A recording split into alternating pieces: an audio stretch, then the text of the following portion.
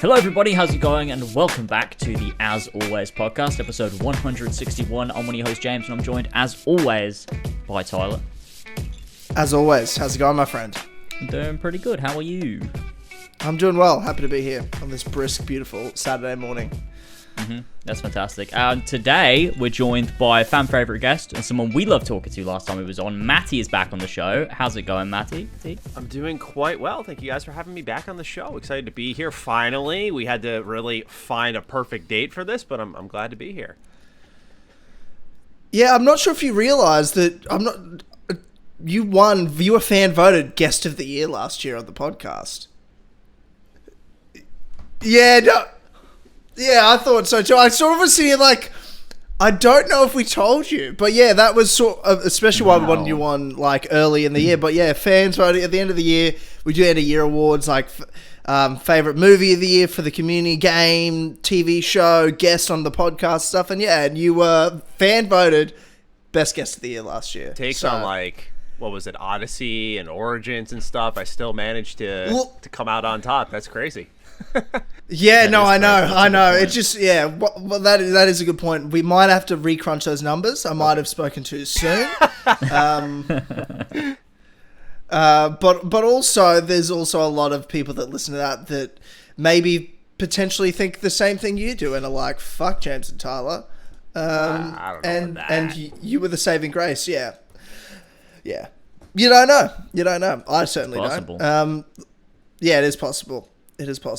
But, yeah, Matty, how's things been going? What's been going on? Oh, man. You've been very busy. Yeah. And since the last time we talked, let's see, I know we've chatted since then, but since the last time we spoke, I launched a new retro gaming channel, Retro Rebound, which has been doing quite well. That's been a really fun passion project for me, just to go back to these older games. So you're talking about Sonic before we recorded this show, and like I've been playing Sonic games even, and just the ability to make content on those types of things that don't really fit well on MrMattyPlays and that audience there, to have a pocket for that's actually doing well has been really nice. And then since we last spoke, I've also really started working on a game. So there's been a lot in motion on top of defining Duke and MrMattyPlays and running those two ships. But it's been great. It's been a lot of fun. Working on a game, is that with Colin and Lilymo, or is that a whole separate thing altogether? Separate thing. Yeah, it has nothing to do with them. Wow, okay. Is there anything you can tell us about, or is this just...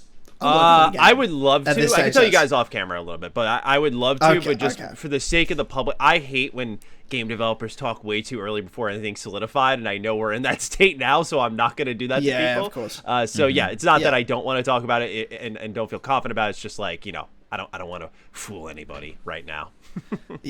Yeah, especially, is this your first experience doing this? Yeah, and I'm definitely not like steering this ship by myself. I have a lot of people who are way more experienced than me who have worked on multiple games before, helping me, teaching me as we go along here. And so it's been a very educational process as well. That's so cool. That's brilliant. Well, that's exciting. Yeah, and obviously we'll keep up to date on that. And how's the retro games channel? What's that been like for you? And has that been something like that you've always been into retro games, or is this something like you started getting into and you're like, I'll make this channel and I'm just going to go down a rabbit hole and play these retro games I've never played before and discover like a whole new side of games? Yeah, it's kind of a blending of the two, because what I tried to do on MrMattyPlays was this type of content. I made like a Sly Cooper video out of nowhere, and I would just like throw out these random games that channel's known for, like Xbox, Bethesda, RPGs. Like that's kind of its bread and butter and always has been, and I'm happy it's that way. But what I realized is eventually you kind of get tired of the same rhythm and you need to shake it up a little bit. And I figured that instead of trying to form MrMattyPlays into what I needed it to be, because the things I talk about there I really love, that I just needed a new place to try and talk about other things and kind of build an identity there that was much more broad. So what happened was I realized, for me, retro is like PS2, original Xbox, because that's what I grew up with, where for a lot of people, like with generational gaps, when I say retro, they think like Sega Genesis and Dreamcast and all this stuff. So it's interesting to see all these different walks of life as I build this channel up and what people consider actually retro, but that's typically what I'm referring to. I would say retro probably isn't the best word for the channel. It's more like nostalgia driven and just what we try to do is, again, we were talking about Sonic before. So Sonic the Hedgehog 2 comes out in theaters, and we synchronize these big pop culture movements with like an old game. And so I played Sonic Adventure 2 for the first time to celebrate the release of Sonic the Hedgehog 2, and that video did really well because people are in the Sonic mood. And it's kind of a cool perspective to see someone play this classic that many people love that I personally never played before. And what you realize is the pool of games that you've really missed on. I consider myself a hardcore gamer, right? I play every single night. So I don't know how, but there's so many I've missed. Many of these are classics, and I think it's because I didn't grow up like a Nintendo kid or anything, so there's so many titles I just skipped out on because I was just not into that. I was into RPGs from day one, and many JRPGs. So that's what kind of dragged me into it, was like the desire to experience things I had missed, to kind of, in a weird way, thanks to me working on the game, like educate myself on sort of the building blocks of the industry that I know and love. And ultimately, now we're just in a rhythm where we're doing like unboxings, which I used to think was kind of tacky, but we have this pack opening vibe where I'll spend like $100 on GameStop at these random games. And GameStop's known for like the cheap cases, the beat up copies, and it's this like roulette of what did I get and how did I do with my polls, and just see if I should, like, if it was worth rolling the dice on that. So it's expanding in a lot of fun ways. We're going to start doing re-reviews of like older games. For example, a new Fire Emblem game's coming out this June. So we're going to do like a 2020 review of Three Houses, like the latest Fire Emblem game, and just really build it off of nostalgia. And I'm sure you both know what I'm talking about when I say like evergreen content on YouTube is really important. You know, the ability to make something that people can watch now or 5 years from now. Like that was kind of the vision I had, because with MrMattyPlays, like you move on to the next week, it's like everything's old now. You could just, you don't have to watch it, which sucks, because then you're just constantly churning out content. It's like, I want to make something that you could watch right here, right now. 48 hours. Yeah. You could watch it whenever. Yeah, it just has a long shelf life. And that was inspired by Scott the Woz too, just watching him and seeing like, hey, I was watching videos of his from like 2-3 years ago and really enjoying them as if they came out yesterday. So I apologize, that was a really long-winded answer, but there was a lot that went into it. It wasn't just like, I want to do a second channel, and that's what I did. It was like, I want to make it count. I don't want to just toss bullshit out there. I'm allowed to curse, right? Am I allowed to curse? Yeah, you can say whatever the fuck you want on here, my friend. I just wanted to make sure, because I have a foul mouth on Defining Duke. I was like, wait, I gotta remember up somewhere else right now. But yeah, that's kind of how it's been going for Retro Rebound. Mm-hmm. That's fantastic. That's really cool. And do you feel like since starting it, like you've had that moment of finding the a different perspective on the industry and where sort of games, I guess, have come today? You're like, oh, I see how this has affected then like a late generation, especially like early companies. If you're playing maybe a Naughty Dog, an older Ubisoft game, like those sorts of companies that are still around today making games, you can sort of see that timeline of where things went. Yeah, especially like I've been playing a lot of JRPGs, and the things that I thought were kind of like invented in these newer games I played, like there was time travel in Final Fantasy 13 too, and that was my first experience with that in a JRPG that I can really think of. And then to go back and play Chrono Trigger for the first time, that came out in 1995, and realize that actually Final Fantasy 13 2 borrowed a ton of ideas from Chrono Trigger, which isn't a bad thing, but realizing that RPG was so legendary that there were ideas from this 1995 game that were being put into, like, I think it was like a 2011, 2012 game, whatever it was. That was crazy to me. It's been that kind of shake-up of, are the things I love actually well and truly things I do love, or are they products of other things? Another example is, I just finished my first playthrough of Final Fantasy X, and they got the sphere grid for leveling up. And my first experience with that was in Tales of Exilia, I believe it was. And I loved it in that game. But then going to Final Fantasy X and going, oh, wow, this was here first in 2001, and this game I played in, I think it was 2013, they took that idea pretty blatantly. So that's kind of the lessons I've been learning. Again, I'm very RPG driven, so that's where I've been kind of falling into, because the things like you mentioned, Naughty Dog, like, I love Jack and Daxter, so like I'm still playing those games to this day, right? Best. So yeah, they're so good, man. They gotta go back. And so yeah, you can still see those types of practices being applied into the games they make today, because I was already familiar with those. But I guess what I'm realizing is I thought I was pretty educated, but as I play more of these older games, I'm like, I don't think I knew as much as I thought I did. Yeah, right. That's super interesting. Are you a Jack 2 or a Jack 3 person? Like, what's your favorite Jak and Daxter? Jak 3. I respect that a lot. It's hard. I go back and forth even today because Jak 3 is way I find tighter of a game and a story. Jak 2's can feel really long-winded, but there's something about the world of Jak 2 that I just fucking love. But then you have Jak 3 and it just felt like a living world with constant battles going. Oh my god. And then leaving the town and like your vehicle and flying around, driving around. I just thought that was cool. That was already in Jak 2, but I felt that they expanded on that in Jak 3. I really liked that game a lot. Yeah, they did. James, wait, have you never... I'm sure we've had this conversation over the years. You've never played the Jak and Daxter games? I haven't, no. Oh. When did they come out? Dude, I think you need to. Like, early 2000s? Yeah. What was I playing in the early 2000s? Like, Ratchet and Clank era. Yeah, exactly. Probably Sonic. I mean, I was more playing Nintendo stuff. I had a PS2, but I didn't play much of it. I mainly played GameCube. This is why I had to save James, Matty, you see, when we started doing these shows. You're trying to suggest the GameCube isn't a god tier console that was the best. I am suggesting that. I am suggesting that. 100% suggesting that. I think, and it's because, well, what weren't you doing on the PS2? You should have been playing Kingdom Hearts, but instead I had to save you as an adult and get you to play Kingdom Hearts. But you weren't doing that. I think it's good that I saved that. Imagine I played Kingdom Hearts at the time and I didn't get to play it now. You know, in the perfect time of my life. No, I'm not saying it didn't work out well in the end. I'm just saying it's a fact of the matter is you missed that. You missed yeah, true, obviously Ratchet and Clank. You missed Jak and Daxter. You missed the great games all time. Sly Cooper. Like, what are we talking about? What the fuck were you playing on the GameCube that you true, and you're Sonic like Adventure 2, you know? Shit. Mario Sunshine. I fucking hate Sonic. Sonic. Ridiculous because it's brilliant. You've probably never played it, have you, Tyler? I have played Sonic. Oh, okay. I hated Sonic based off the modern ones, and so I would like hate the older ones by default because I'm like, certainly they can't be better. And then I went back and played the older ones. And I went, oh shit, I was completely fucking wrong. They're actually really good. Yeah, I don't remember. Now I'll admit I don't remember what one I've played, but there was one particular one I played back in the day in that sort of era. And I was like, this is nothing.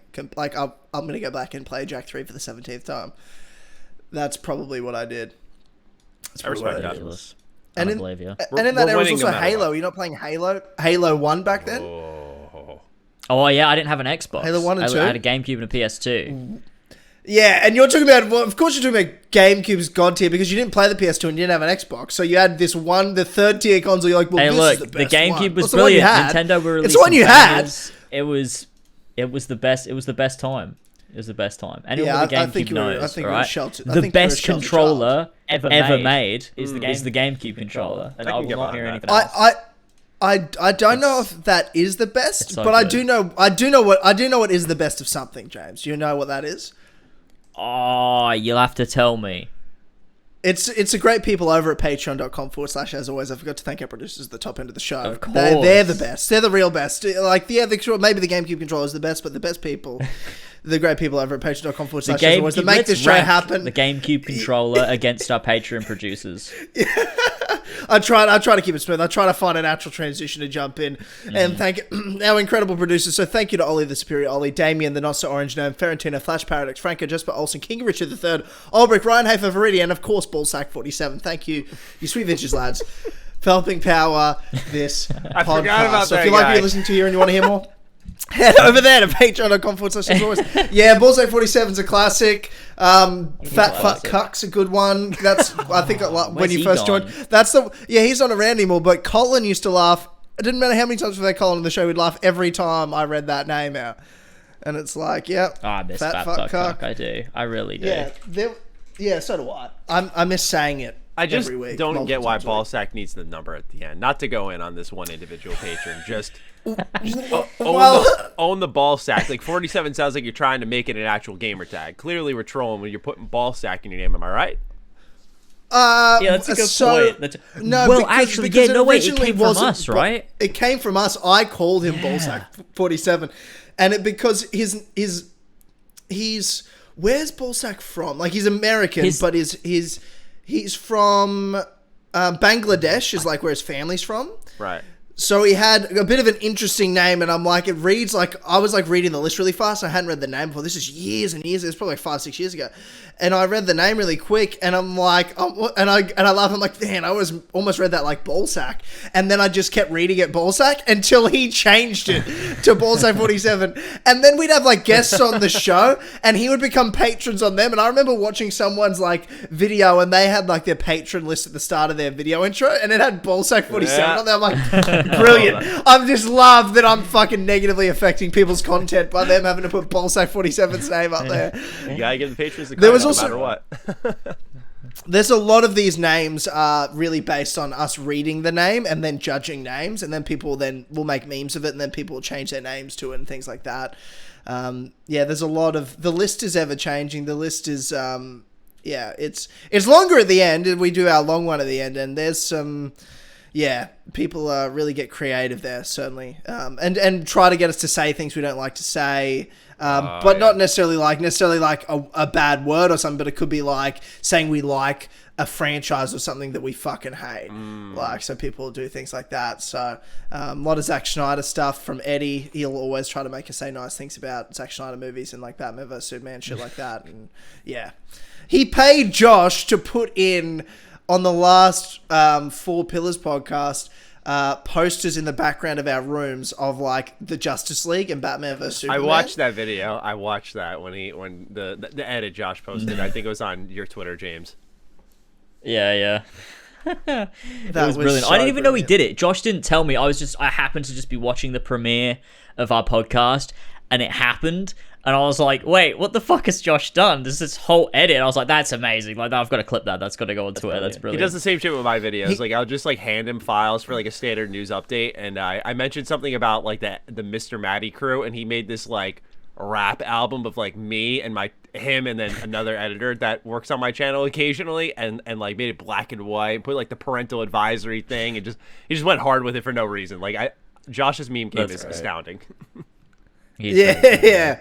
He'll just do things like that. And he was like, oh, I made this clip of this random thing. And I was like, I don't know. How do you do that? Yeah. How do you come up with that? He'll, it's fucking brilliant. We love Josh. It's so funny. But I did know about it, like, after the fact. And he's like, don't worry, I'm going to do something else to it. I'm not going to put those posts in the background. I'm like, oh, okay then. Okay then. I'm not sure what you're doing. But I knew something was happening. And then when I saw it and that it was Joe in there, I was like, that's fucking brilliant. Yeah. That's so funny. Yeah. That's so funny. I did have a question for you, Matty, because you did mention throughout, well, as we're talking about the retro games, playing a bunch of Final Fantasies. Now, I didn't realize until the latest announcement, but you're a Kingdom Hearts guy also. Mm-hmm. Yes, quite a bit. We talked about this last episode, Did we talk about this last podcast? Did we? It was so long ago. I've just forgotten. I don't remember. You do so many podcasts. I don't remember a podcast 24 hours after recording the podcast. I wouldn't even say that. I would say almost immediately. I would say once we're off the call, I couldn't tell you what we talked about. I'll have no idea. I'll have to go listen. I'll have to go listen back and be like, oh yeah, that then cements it in my brain. But I'm not going to remember anything else. But Kingdom Hearts 4 got announced, and Matty, I want to know your thoughts. What thoughts, feelings, predictions? Yeah, the thing with Kingdom Hearts that has me conflicted is Kingdom Hearts 2, I should start off with, just so people know, is one of my favorite games ever made. Like, it's just so much fan service. It's such an amazing combat system. Everything about that game's fantastic, even if it gets a little convoluted.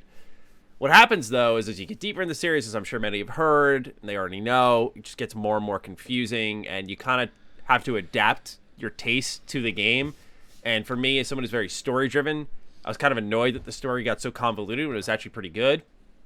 And so you just have to enjoy the adventure and the characters.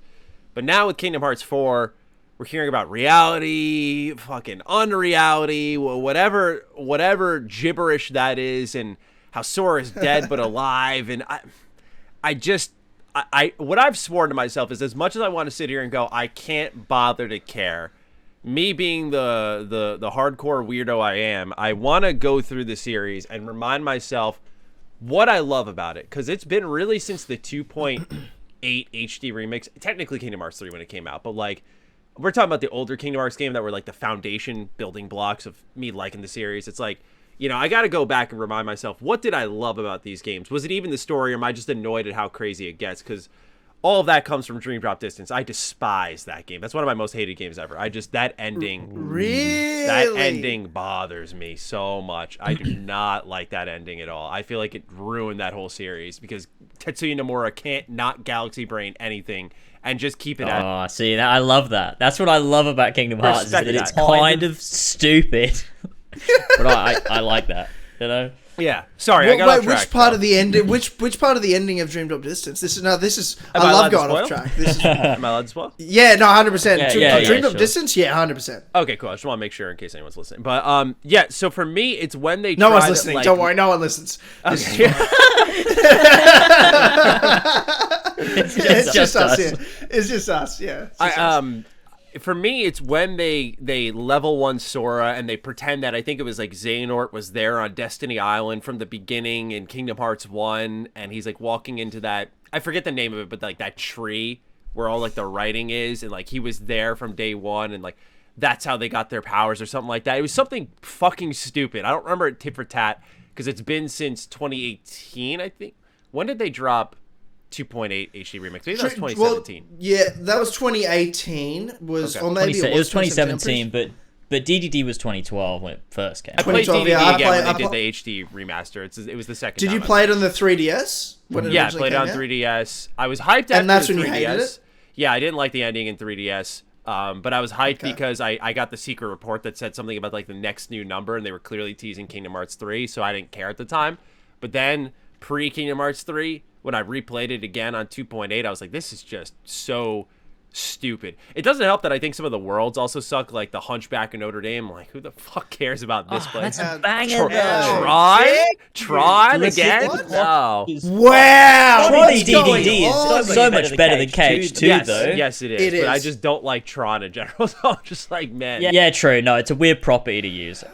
Meanwhile, I'm sitting here saying, like, Star Wars is going to be great in Kingdom Hearts. So everyone's taste is different. That's what makes the series wonderful, if I can try to stay positive about it. But that's... if I'm remembering it correctly, you guys can feel free to correct me. That's kind of what I didn't like about DDD, was the way they tried to like connect it to the first game and level 1 Sora and make him powerless heading into Kingdom Hearts 3 when he really should have been like on the top of the mountain, as powerful as he could be, taking on Master Xehanort. Like, I thought that's how it should have concluded. But for Kingdom Hearts 4, the thing I'm having trouble with is, I guess it doesn't feel like I can legitimize my excitement about anything outside of like the idea of, oh, they might do Star Wars, because we know that they're going to make this game in Unreal Engine 5, but they thought like now would be a good time to reveal it anyway in Unreal Engine 4, and they're saying the next time you see the game it'll be Unreal Engine 5. I'm like, why the fuck did you show it to us?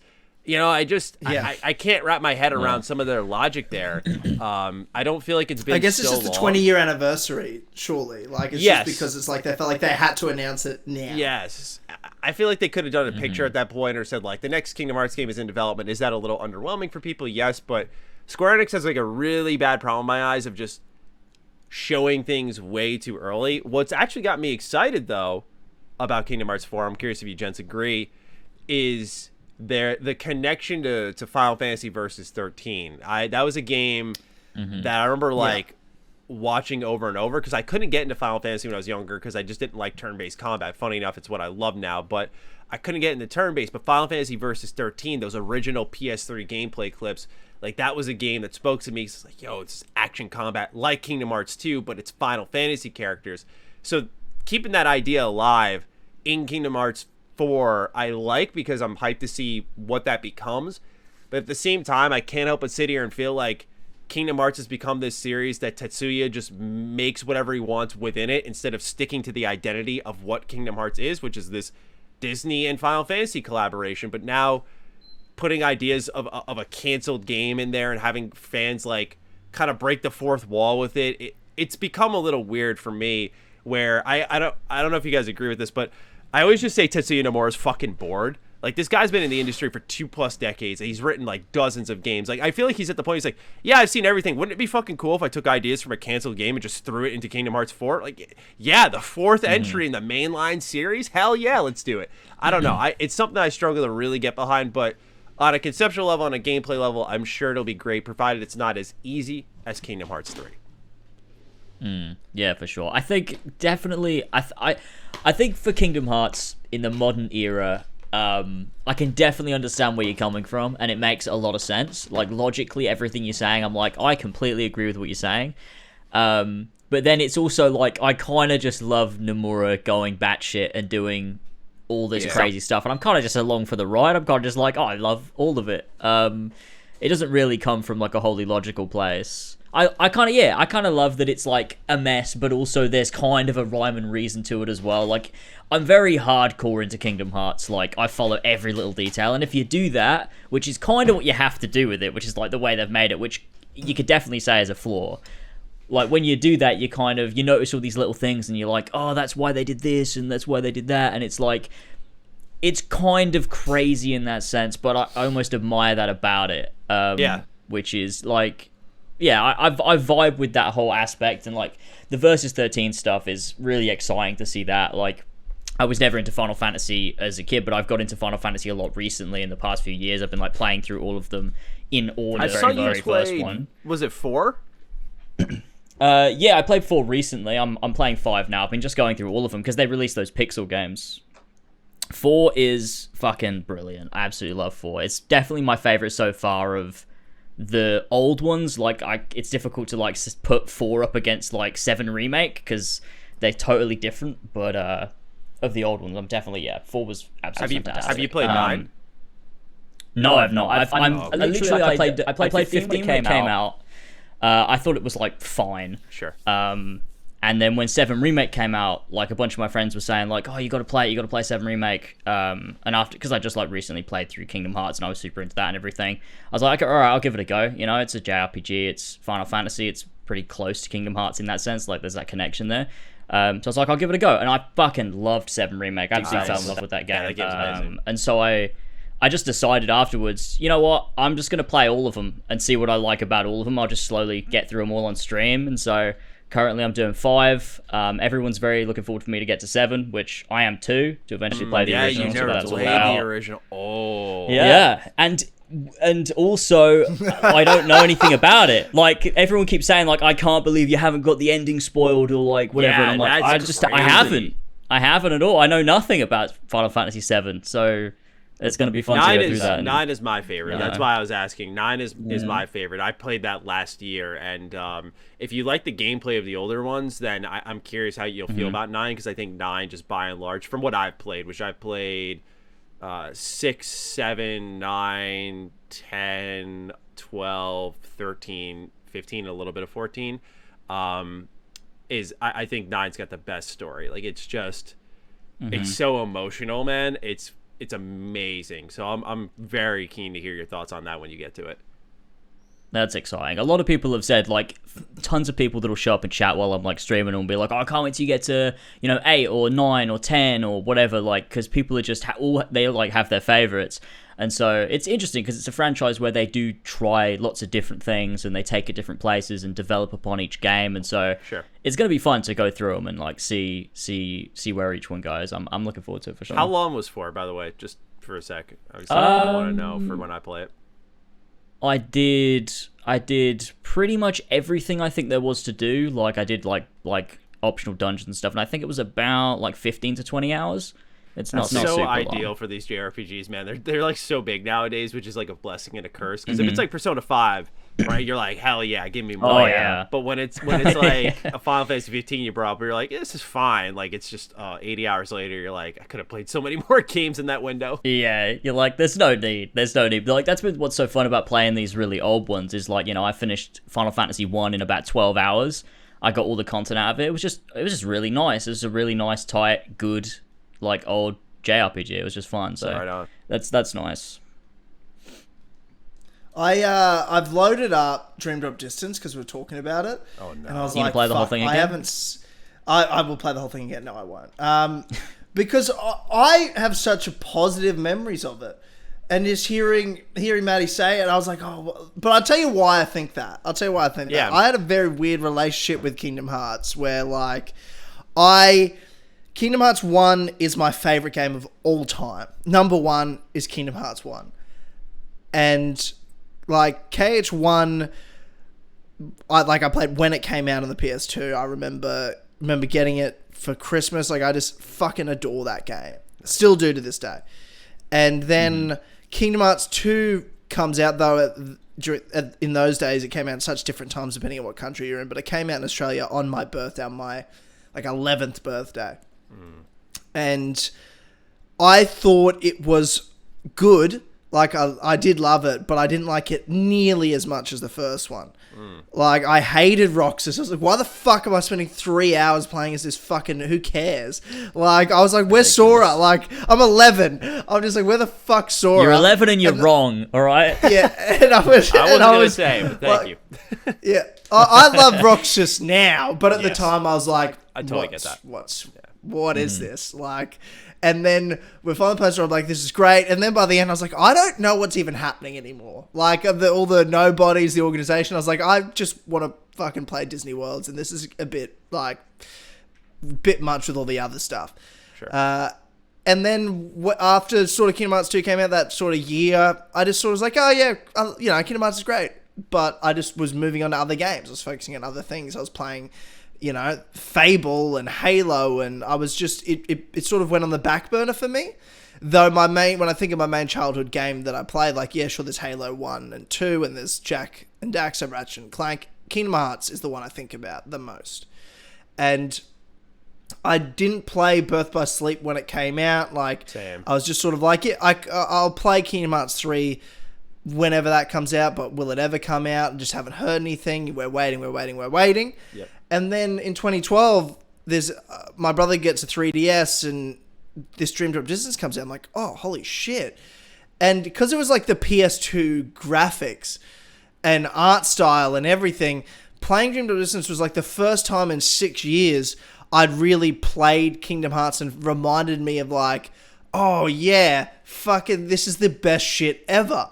So I just sort of like had that, like, it was my return to the franchise. Okay. Was Dream Drop Distance, and it was just reminded me of the things I loved about it. But I also I love Tron. I like the original Tron movie. I love Hunchback from Notre Dame. I love Fantasia. Like, all the words, I'm like, I just love how, and I love how that's such niche Disney worlds that wouldn't be anywhere else other than in a side game like this. Respectable I'm like, you wouldn't. Yeah. And even Three Musketeers, like, I love Mickey Mouse cartoons. Like, I love the old and like Mickey Mouse cartoons. And like, you go on Disney Plus, and there's like the old black and white ones. You can watch the old Mickey Mouse series. They're fucking great. Like, they're funny as shit. Some of those Mickey Mouse ones. And I don't know. I just loved the nicheness of those Disney worlds, and it felt back to the core roots. I mean, I hated the the drop meter and all that shit. That was terrible. How you drop in and out between Riku and Sora, but I loved that you played as Riku. Like, there's just things I loved about it.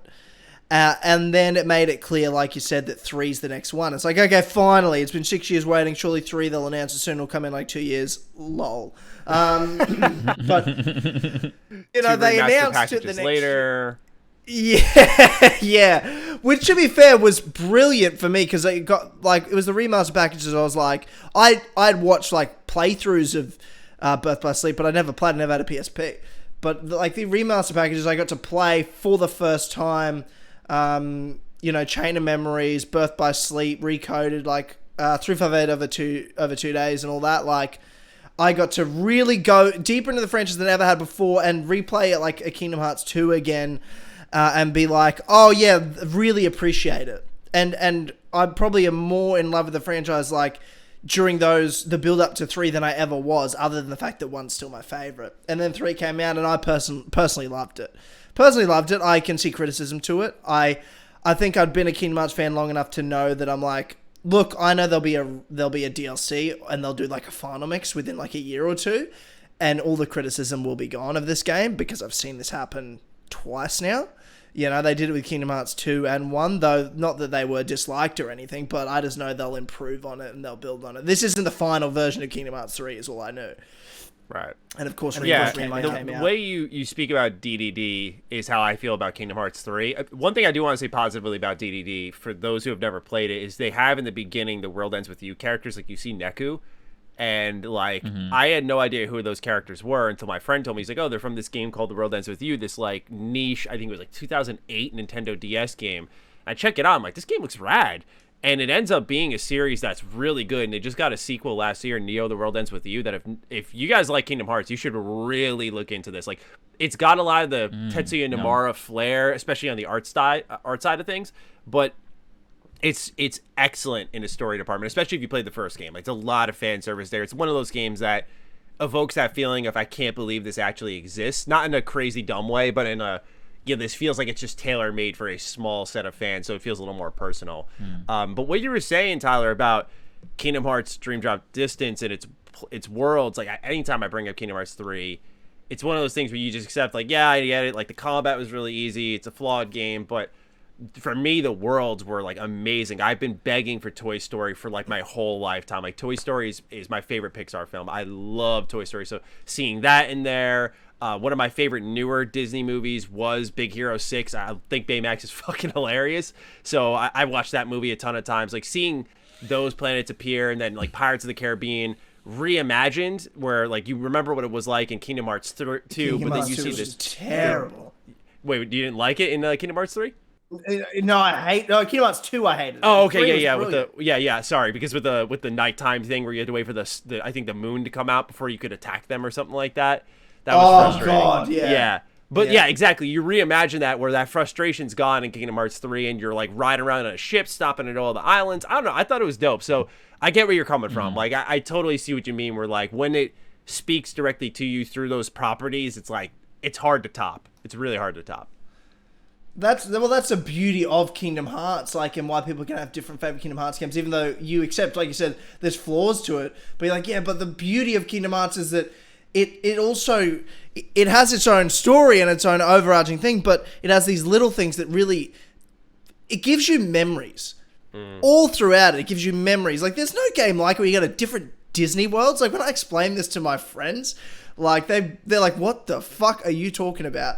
Like, my friends don't really play many games. They play, like, Rocket League. Like, they'll get high and play Rocket League. That's it. Like, you know, like, and when I show them Kingdom Hearts, like, this is actually blowing my mind that this exists and how I don't know that this exists until right now. It's brilliant. And like I said, Kingdom Hearts 3, that's one of the things I absolutely adore about it. I thought it's the best Disney worlds they've ever done. Not just necessarily the worlds themselves and my favorite movies, I just thought the way they were done in it was the best. Like Tangled, I think Tangled's awesome. A solid movie. Tangled is, but I think that's maybe the best world ever done in the Kingdom Hearts franchise. Yeah, it's just the bosses. The lack of Disney properties for the bosses really hurt that game. Like, if they could do a final mix with that, I know they couldn't, and it's not really anyone's fault. It's Square Enix for that, but man, that hurt that game. That's what I think took the wind out of the sails. No Final Fantasy, no Disney properties when it came to, like, the big boss fights like that. That's why I love Kingdom Hearts 2, because when I was making my Retro Rebound video on the whole Kingdom Hearts series, I was actually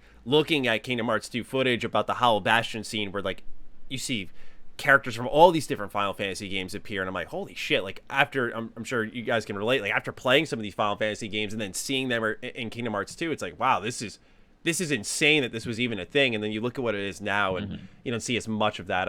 I know with Remind, I think they appear, right? Apparently, like, Kingdom Hearts and Final Fantasy start to cross over again. All right, that's cool. Have you not played Remind?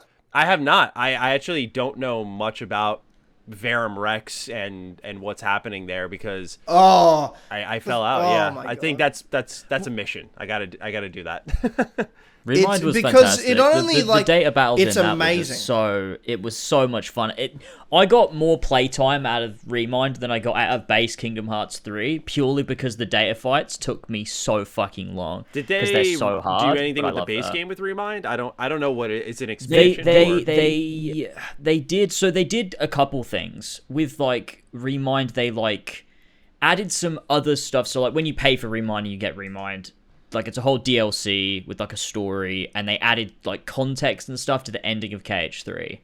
Then you've got stuff that like sets up future stuff, and then you've got the data battles as well. But also, I believe what they did is they also added in Oathkeeper and Oblivion Keyblades, and they changed the combos and the way that combos work. So like they added a bunch of stuff in from like KH2, and it makes ground combat feel a lot more tight and snappy. It's like night and day between like base KH3 and Remind KH3. The fight system just feels so much more like there's just something to it that like just feels natural, whereas KH3 felt a bit more floaty originally. Gotcha. And I think they like rescored some stuff and did like change some skyboxes and things. I think there was like some little bits they just like changed around. That definitely interests me a little more. Is that when they critical mode was added. Yeah, I remember that. And critical, yeah. It was. They really did a lot for like the whole ending sequence of the game, where like they just changed a bunch of the skyboxes, a little bit of the music here and there. There's just like some bits and bobs, and then Remind's like story part adds some like much needed context and stuff. Because a lot of it, like it was criticized for a lot of it retreading the ending of KH3, which it does do. And I do think it's still probably an overpriced DLC, but what it does do, like as a piece of content, regardless of the price, is quite good. Gotcha. And I enjoyed that. Yeah. No, I highly recommend you play it, especially like the data battles themselves are just so brilliant and are the hardest battle. And then you've got Yuzora with the secret episode, which is the hardest boss fight in the history of the Kingdom Hearts franchise. Okay. Oh, I think I did it on norm. Like in our community, quite a lot of people play Kingdom Hearts. I think on any difficulty, 3 people beat Yuzora on the secret episode. Like on any difficulty, 3 people. Yeah. Most people gave up. I beat it. James and George beat it, and Jas beat it. You guys beat it on critical. I played it on normal. It took me 12 hours to beat it on normal. Wow. Like, to beat the one boss. Like, it took 12 hours to beat it on normal difficulty. It was unbelievable. So much fun and so satisfying to beat. Yeah. That's the kind of shit I love. It's like Nomura was like, oh, everyone's complaining KH3's too easy. Let's make this DLC and make it the hardest game you've ever fucking played. Nice. Which, to be fair, I appreciate, because KH3 was far too easy. So yeah, I agree with that entirely. Yeah, because having like to play the secret episode, you need to be level 99. You need to have ultimate weapon. You need to have like every stat max boosted to even have a shot at fighting this final boss. Like, you have no shot if you don't have the best weapons, best stats, highest level. You don't even have a chance. You'll get one hit, you're done. And, like, that's what that fight's like, where you pretty much have, on normal, you have a tiny little bit of leeway where you can get hit twice.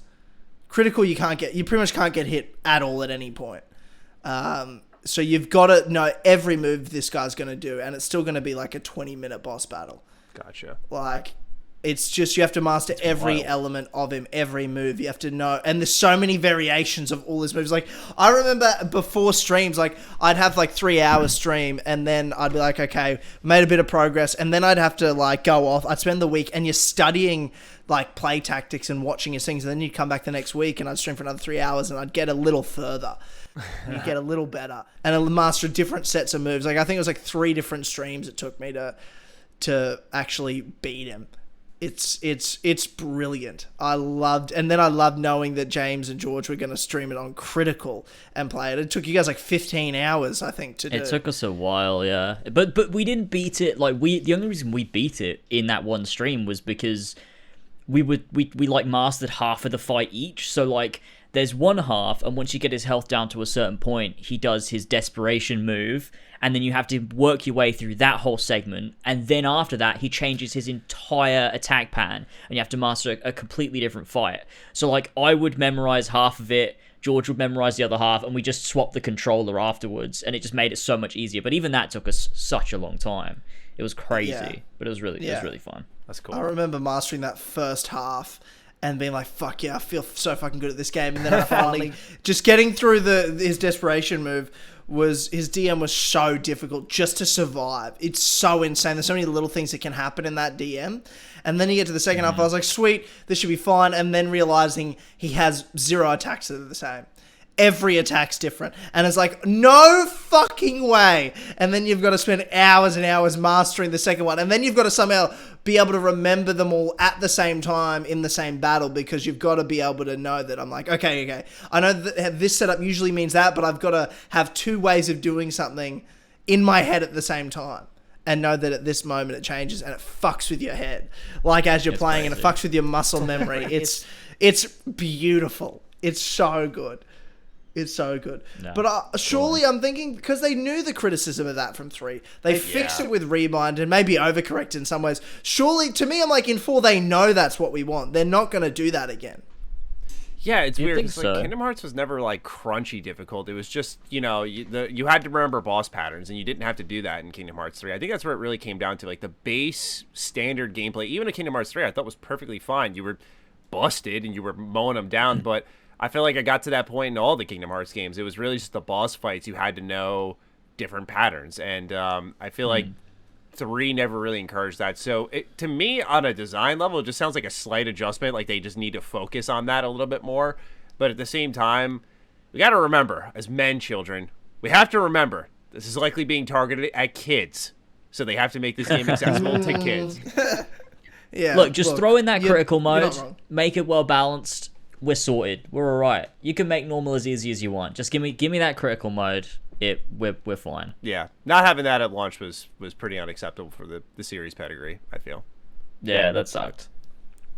I agree with that. I definitely agree with that. It's the hope's definitely for at the very least be well balanced, have that critical mode coming into 4, and also like just tonally going to be a very different thing, and obviously Remind set up a lot of what's coming into 4, especially introducing Yozora and Quadratum and this new sort of world we're going to. And there's also one of the great games of all time, Kingdom Hearts Melody of Memory, the Kingdom Hearts rhythm game that really set up. Are you being serious? James and I are Kingdom Hearts shills, Matty, and we love Melody of Memory. The rhythm game, love it. It is. You're not fucking. It's so fun, man. Right? It's so fun. No, seriously. I was waiting for the. It's so fucking fun. What's fun about it? Someone explain it. Well, it's because I love Persona dancing, right? So I get it. Like I get loving a series and the music in the series, but like I know there's a point in the story, something to do with Kairi, that's important. This is Kairi's. Finally, Kairi gets a game, and it's a rhythm game where you don't play as her. Yeah. Right. Yeah, it's not perfect in that department, but it's. You also play as Kairi in Remind, Matty. And they do her a lot more justice than they did in the main game. Yeah, you fight Xehanort as Kairi, and it's fucking sick. Her moveset. Are you kidding me? No, I'm not kidding you, dude. You play as Mickey. You play as everyone in the. You play the whole 6-hour ending battles again, but as all the different characters in a different timeline. Oh, dude, it's fucking awesome. Is that like, do you pick it from the main menu, or do you go through the base game and it does it like it does it like as you're playing, it'll like take you to fights that you've seen already, and it'll be like choose which character. It's in the menu though. Play Sora. Wait. Yeah, it's not like at the end of the base game. Matty's like, does it replace it? If I'm playing through the base game, do I get to a different ending, or do you click like Remind and it brings you to the... No, Remind is like a separate thing. Oh, okay, gotcha. And it'll like have you go back through that bit again. It's weird in that sense, and like a lot of people said, like it would be good if like if with Remind, if it just replaced the ending instead, so you play through it. But the way that Remind setup doesn't really, it wouldn't work. Like you kind of have to have played the first ending and then play Remind as like this alternate retelling of it for it to like work. Because otherwise it just sort of doesn't, which is a bit weird, especially if you're finishing KH3 and you're jumping straight into Remind. It's going to be like, oh, I just saw this. But if like you're playing it, a few months after or whatever, you leave some time, it's not so bad. It's so brilliant. But yeah, no, it's good. It's so brilliant. I think it was playing as Aqua that was like, this is all I want. This is just all I want. In 2.8 or 0.2, whatever the hell it's called, yeah. Oh, that's what I just loaded that up right now. Aqua's my second favorite. Yeah, that was good. That was actually the way I got my girlfriend into Kingdom Hearts, was showing her that and then she was going back and checking out some of the other games. She hasn't played all of them, but like she was interested because of 0.2, which is just hilarious because that's like probably the worst entry point, but she just played it. And liked Aqua, like the effects, like the combat, the exploration, all that stuff. Yeah. Getting like a soft sequel to Birth by Sleep that sets up, which is also like the prologue to Kingdom Hearts 3, was this really only Kingdom Hearts can get away with type move. Like, I'm like, what other franchise could do this shit? That boss at the end of 0.2 was fucking sick too. I love that one. Oh, yeah, it was really good. Oh, yeah.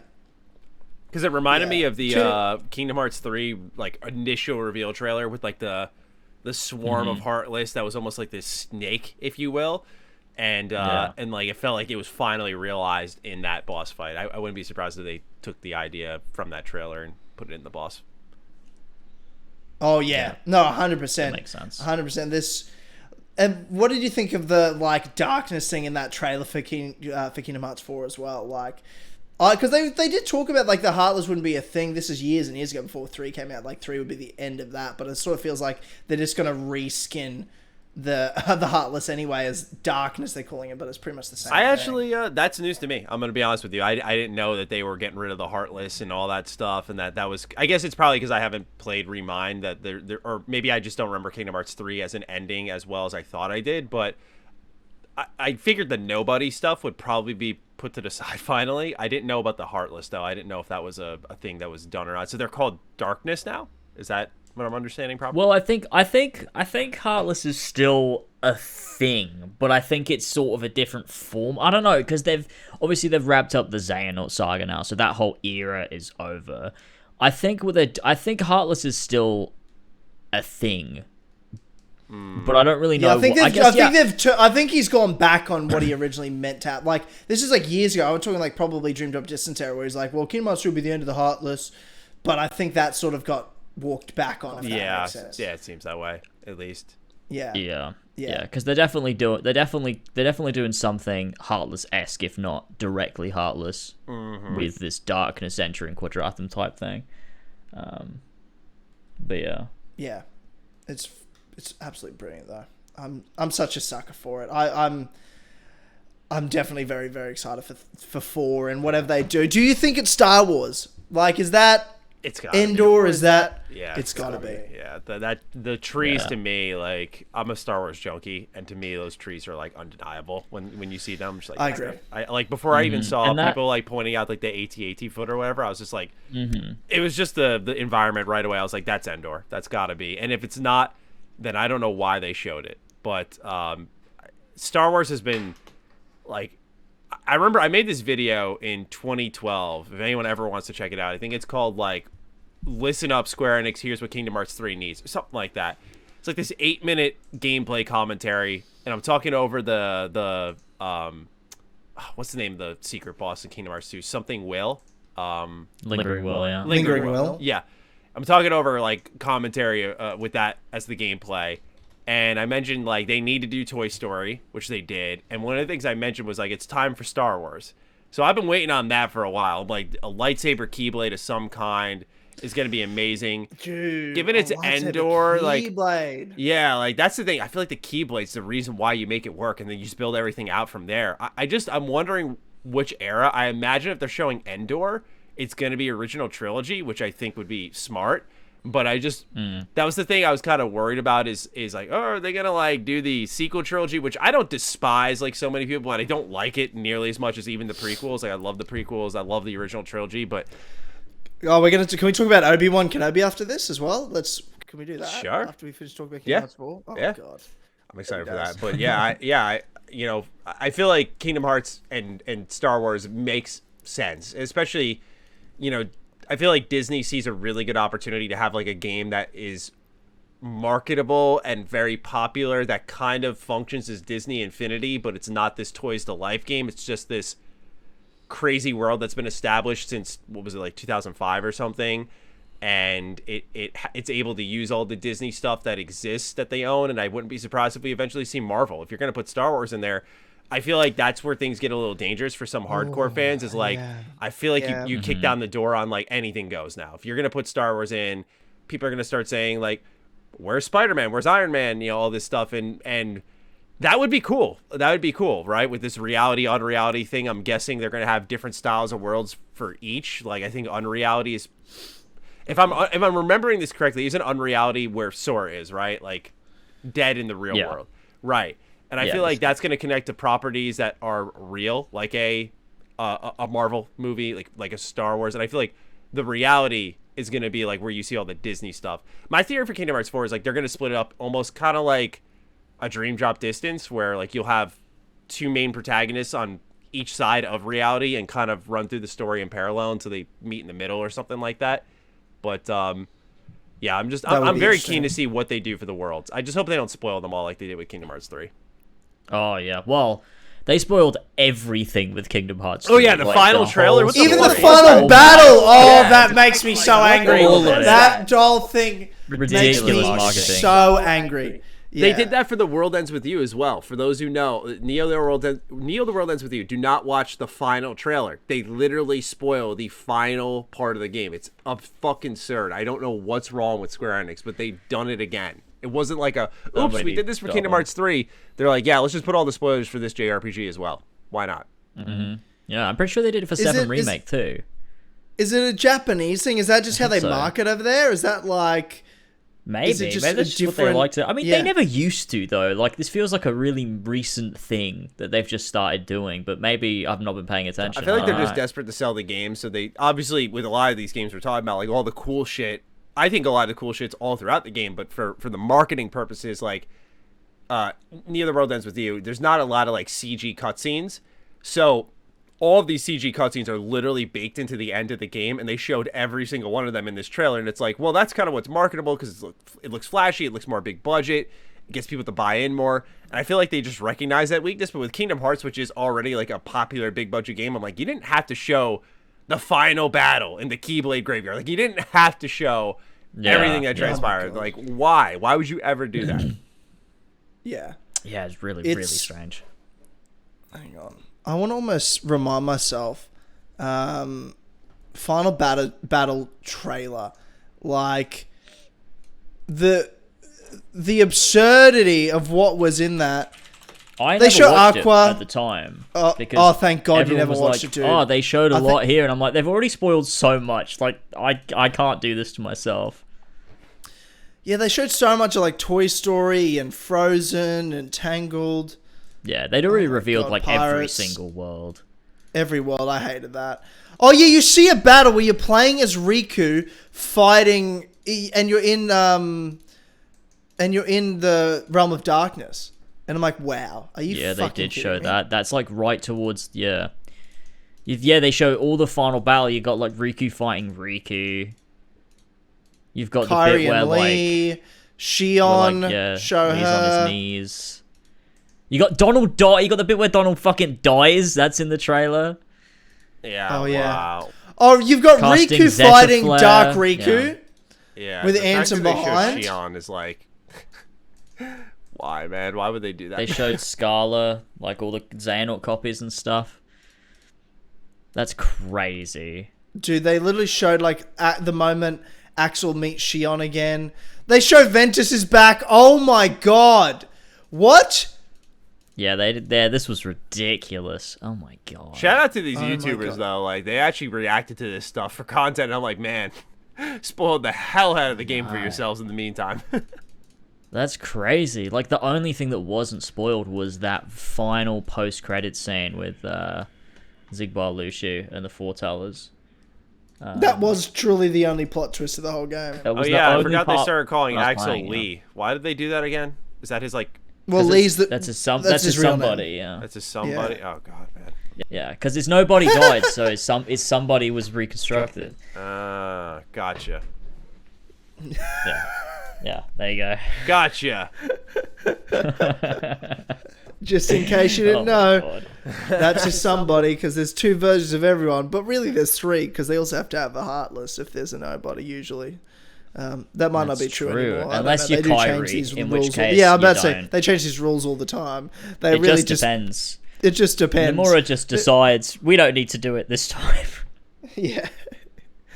Or later on, he'll be like, "Oh, here's that thing we didn't address before, but we can throw it in now that I've got an idea for it." And we're like, "Yeah, we accept that. We accept that." I accept whatever he wants to do. I eat it up. Happily. Whatever you want, Nomura. Whatever you want, I'll accept. Whatever you want. It's the only game franchise I just am a fucking simp for. I respect it. It's like me with Fallout and a lot of other things. Yeah, that's a lot of Kingdom Hearts. We'll move on. There's been. What's that? Sorry. Oh, I was just saying, whatever you want to do. I'm good to talk about. We've got some news. Well, there's been a bit of news this week. Obviously, Twitter's been sold to Elon Musk, which is just fucking wild. But in the world of movies, there's been some big news. The highest grossing film of all time, still unfortunately, is Avatar, and its sequel after 15 years, 12 years, something insane. The second Avatar is finally coming out end of this year. And it comes out in December. We've got a title, and they're re-releasing the first Avatar worldwide in cinemas in September because no one's seen, there's literally teenagers that weren't alive when the first Avatar came out. I was about to ask why, but now that makes sense. Yeah, I get that. Yeah.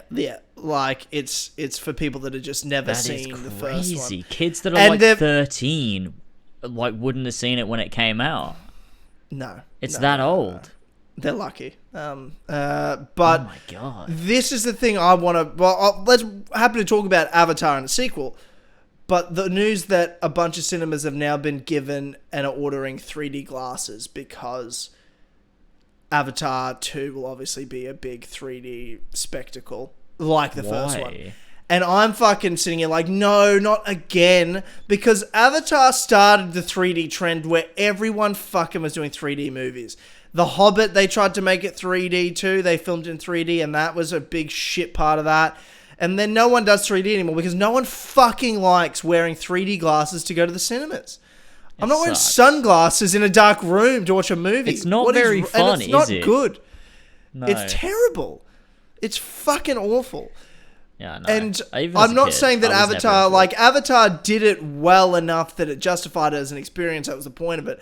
But then it started the trend because it made all this money. It started the trend. So a few things, Matty. What are your thoughts on the 3D glasses? Yes, but also, are you an Avatar fan? Are you looking forward to the sequel? There's four. They've made 4 of these films in a row, so they're coming out year to year now.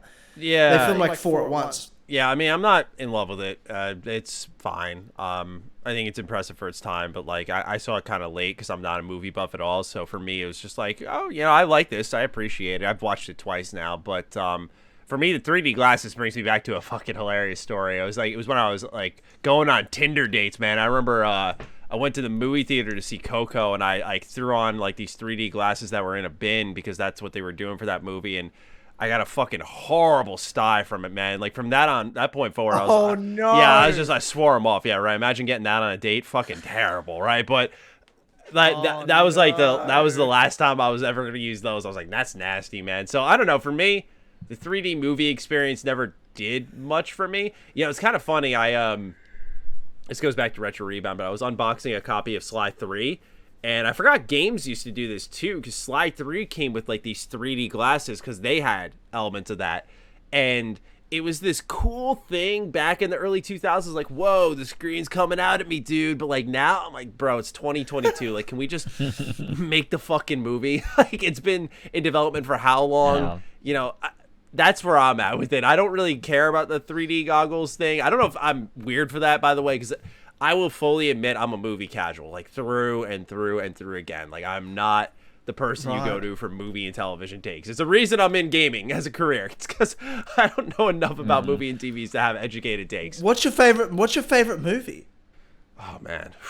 Probably the original TMNT movie from the 90s. That holds a special place in my heart. Wow. That is so random. Yeah, I know. Yeah. That's so random. I know. That's the first one that comes to mind. I love the Lego movie. That's another one. That's an animation masterpiece. I don't know. I've realized when I say I love art, by the way, I'm not talking like a fucking Scorsese film. Okay, I know where people are gonna go with this, but I realize I just like the visual stimulation. Like I love Into the Spider-Verse. Like to me, the art speaks to me more. Yeah, like the aesthetic. It's why like I'm a pretty avid viewer of anime, but I don't watch a lot of casual TV. I think it's just a style of media speaks to me more than your typical movies. And my girlfriend has a disgustingly long list. It's called movies I need to make Matt watch, and like there are some on there. You guys could throw out movies right now. I don't have that list, but I could try to get it, see if she delivers it in time. But if not, you guys could literally just embarrass me right now. I'm totally cool with it. You could throw out popular movie titles that you're like, certainly you've seen this, and I'll probably say no to them. Can we play this game, James? Do you have one you want to throw out? Oh God, do I have? I feel like you're the movie guy. Okay. I feel like I've educated James you on some movies. We used to have a podcast called The Cinema Room where we'd watch that's where we watched a lot of those movies. Yeah. Yeah, like I got you to watch Goodfellas for the first time. I got you to watch The Godfather for the first time.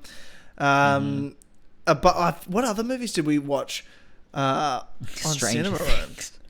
Oh yeah, we did watch Stranger Things. We ruined that. Do you like the show Stranger Things, Matty? Never seen it. Okay, that's fine. Keep it that way. Oh, you don't like it? Yeah, keep it that way. No, we loved it, but we did for season 3. We did a spoiler cast for it, and halfway through, we came up with a meme for it, and we just started laughing at it. It's a famous episode, and it made us. We went so deep into the meme that we now hate the show. We made ourselves hate the show. I fucking hate it now. Can't take it seriously. And it's not even about, but I can't take it seriously. To me, the whole thing's a joke. The whole show is a fucking joke. I almost want to watch it just to find out what you guys mean. This joke was so good, it forced you to hate it because you're like, yeah, it really is that dumb. I've re-listened to that podcast though, but it was more of just like we laughed for 30 minutes straight. We couldn't stop laughing. That's great. And I'm like, why are we laughing at this? And it was more of like, you know, the actress Winona Ryder? Mm-hmm. Yeah, it was more about her character and her as an actress and how weird she is, and that was sort of where the joke came from. And then we now have such love and admiration for Winona Ryder that we once dedicated. We were supposed to do a spoiler cast. Of Toy Story 4. That's what we literally sat down to do, the Toy Story 4 spoiler cast. But instead, we see. I don't like Toy Story 4. I thought it was fucking awful. Oh, like I love Toy Story. Yeah, I love Toy Story 1, 2, 3. I thought Toy Story 4 was fucking awful. I thought it was a shit movie.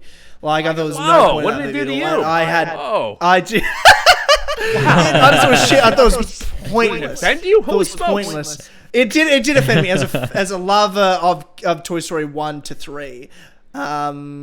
And 3 I could go without. I love 3. It's great, but like I didn't need it. But I love that 3, it exists. 3 made me cry. Yeah, 100%. 100%.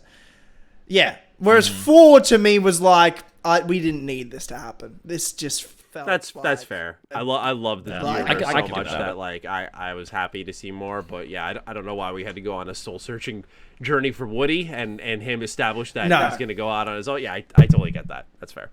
Yeah. I just thought 3 was the perfect place to end it. I just would have loved for it to have stayed there. But anyway, we sit down and we end up doing instead a spoiler cast that goes for an hour and a half about a 2-minute Squarespace advertisement starring Winona Ryder.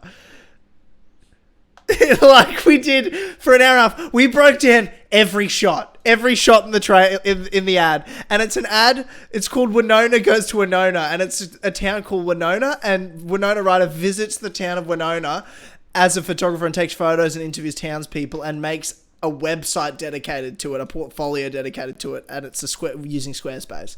And it's a Squarespace ad. Oh, I think there's like a 5-minute version. That's what we watched for the spoiler cast, and it was fucking awesome. It was so funny. Like that's yeah. I don't know how we got to that, but that's the Stranger Things tangent. So you don't need to watch Stranger Things unless you want to unless you want to laugh. So I'm just gonna assume you haven't seen like The Godfather. Yes, great assumption. Haven't seen Goodfellas. Nope. Like you haven't seen those mafia era movies. They're a whole like genre, and they're just incredible films. I think you'd love them. I think you'd find some love. That's the thing. I don't not watch these just so people know because I like think, oh, stupid, I'm gonna dislike this. I literally think it's something wrong with my brain. Like I just prioritize other things, and I'm like, I'll get to it, but I don't really give a shit. Like there's so much entertainment. I get it. I get it. I totally get it. especially with how long games are, I feel like I just inherently make that the priority. It's like, yeah, I'd rather, instead of like, maybe I just can't sit still, but the idea of like putting my feet up for like 3 hours and then watching a movie, I feel like I'm neglecting something. So I'm not crazy about even sitting down sometimes and watching anime. It's just I feel like I'm wasting my time. So that's how I feel about games nowadays. Like I just barely play games now than I used to, unless it's like the big new games, because they're so much longer. I'd rather watch like a show or a movie, because like I sit down for 2 hours and that's it. I'm finished with it. I don't have to come back tomorrow and play more or continue on.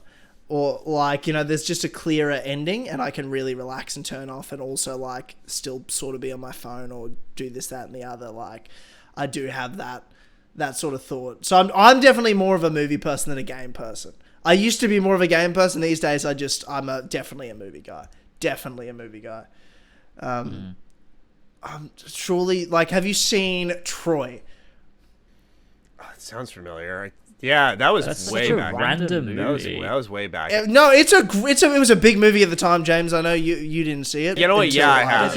Yeah, I have. Don't people not like it? I thought people thought it was just like it's got like 54% on Rotten Tomatoes. It's just like one of those. Yeah, but who gives a fuck about Rotten Tomatoes? Who gives a shit? But I mean, especially for back then, it didn't even exist. Rotten Tomatoes didn't even exist. So it's like a retrospective review of the score. It was good though. It was a really good film though. I don't know why it only has 54%. Troy. I can't tell you anything about it, but I know I saw it because my friends and I tried to like write a book about it in, I think, 3rd grade, something like that. I just remember Troy being a very relevant thing. Was it a book at some point? Maybe that's what I'm thinking of. But well, it's one of the oldest pieces of literature in history. It's a 3,000-year-old piece of literature, the Iliad. But Homer, who wrote Homer's Odyssey, the Iliad is the story of Troy.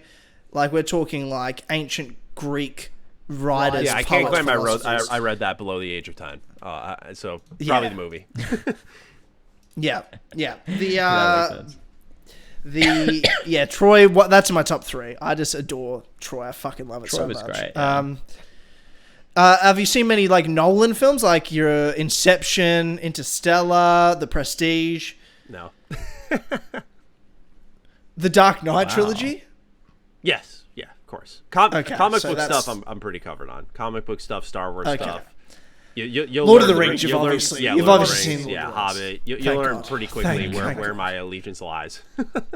I'm like, at least you're doing that. Like, I'm like, okay, you're okay. I'm a casual would probably be the best way to put it. Like the big names, right. But I guess I can't say I'm a casual of like the big properties, because like I'd say like Inception is one that I've heard a lot about. Like that's a must-see movie. It's commonly brought up, but I haven't seen it. But like I have seen the Dark Knight trilogy. Like to me, the comic book stuff takes precedent. Like I will say this, I'm making steps forward. I'm starting to go to the movie theater by myself. I started that with the Batman, the new one that just came out in March. That's one of my favorite movies ever made. I fucking love that movie, by the way. It's so good. Yeah. And I actually have been drinking out of the cup that I got at the theater this whole episode. You guys will see it afterwards in the recording. But like I'm trying to make it a priority, like a part of my, like, look, if Matt, like, wake up, bro. If you can't spend 2 to 3 hours just watching a movie, like, you're the problem, brother. So I'm trying to work on it, and part of that is getting to the theater. And like I used to make it a social thing, like, let's get everyone together, let's all go together, we'll go out to eat afterwards. I'm like, you know what? How about I just go to the theater and actually watch the goddamn movie? I hate that. I prefer to go to the movies on my own. Like it's great. I actually really liked it. I moved like states and cities when I went to university, and for the first year I had fucking no friends, and I would just go to them. But I'm like, all these movies coming out. I was just started going by myself, and I realized that I prefer it this way. So even now, like, I'll have friends who are like, oh, can you like wait for me? I'm free this day. I'm like, no, I'm going today. I'm doing it today. I don't know what's happening. Like that's what I'm like. I'm like, I don't want to watch this. Like some things I will, and I'll see things twice. But my favorite activity is to go to the cinemas. It's my favorite thing to do. I try It's a great feeling to go to the movies, and I try to see one big thing to keep up to date with, like that aren't big blockbuster movies, is I always try to see the 10 nominees for Best Picture for the Oscars before the Oscars happen. I'll try to see all those movies, and you find yourself watching just some of like masterpiece films. Like this year had some incredible films, like Belfast, this black and white film set during the Irish Civil War, but like from the perspective of one family and this one street. It's just a beautiful, heartwarming film. Nightmare Alley, which one of my favorite directors, Guillermo del Toro, created, and I think it's his best film yet. Bradley Cooper, Cate Blanchett star in it. Unbelievable movie. Highly, highly recommend. Like, there's just, you see great films. I know the Oscars are a joke and all those things are a joke, but the films aren't a joke. I'll tell you that right now. The films that are getting awards are not a joke. Yeah. We did it one year for that Cinema Room spoiler cast. James didn't watch all of them, but he watched a bunch of them. I think it was the year Parasite won, the Korean film, won Best Picture at the Oscars. Yeah, that was one I wanted to check out for sure. You would love. I reckon you'd love Parasite. Like, I really do. It's a really fun movie. Like, I sat down with my housemates and watch it, and they're probably more into, we'll watch the blockbuster movies. They're a bit more of, I guess, like you said, not casual, but a casual. And I'm like, I don't know if they'd want to watch a foreign film that's this serious. And they sat down and they're like, oh my God, that was amazing. I want to watch it again. I was like, holy shit. Like, nice. Cool. Like, it's that sort of movie. Yeah, I love watching great cinema. I just love it. There's nothing I'd rather do. Much prefer that than a game for me. So as a cinema buff, was I like overhyping the Batman? Like, do you think that's like, as a guy who's seen a lot of movies, do you think it's like as good as I thought it was? Or is that just me being like a comic book fanboy? Oh, what did you think of the Batman?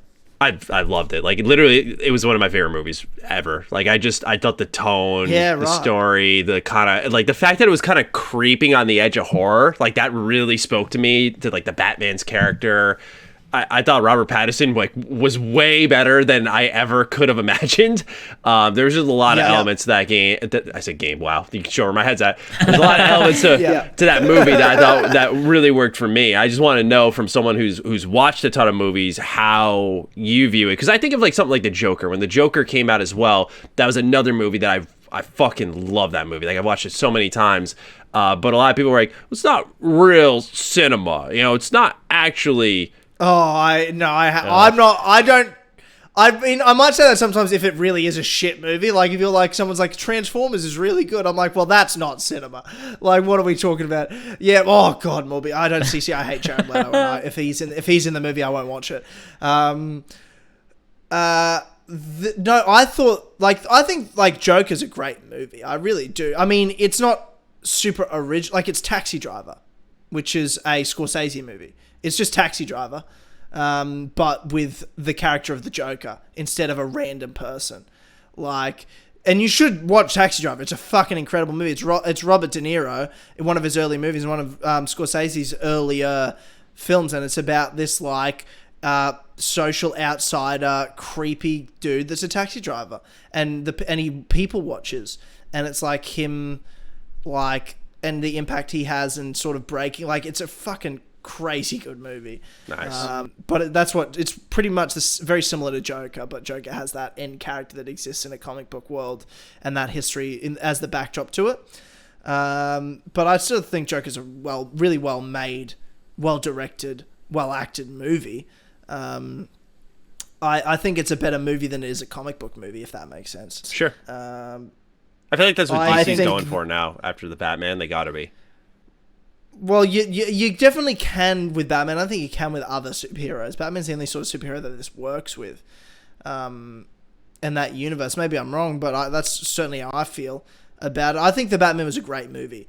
It's not my favorite Batman film. I think The Dark Knight still is my favorite, and I think the best made Batman film. But I think it's probably a close second or third. Well, the fact that it's in that company is awesome alone, right? Like, it's definitely a great movie. I like it. I think it's better than Joker. Like, if I had to pick to watch The Batman or Joker, I would rather watch The Batman. I always thought Robert Pattinson would be good. I think I've never seen Twilight or any of that shit, but I've seen a lot of other films he's in. I think he's a serious actor. I think. Did you just say you've never seen Twilight or any of that shit?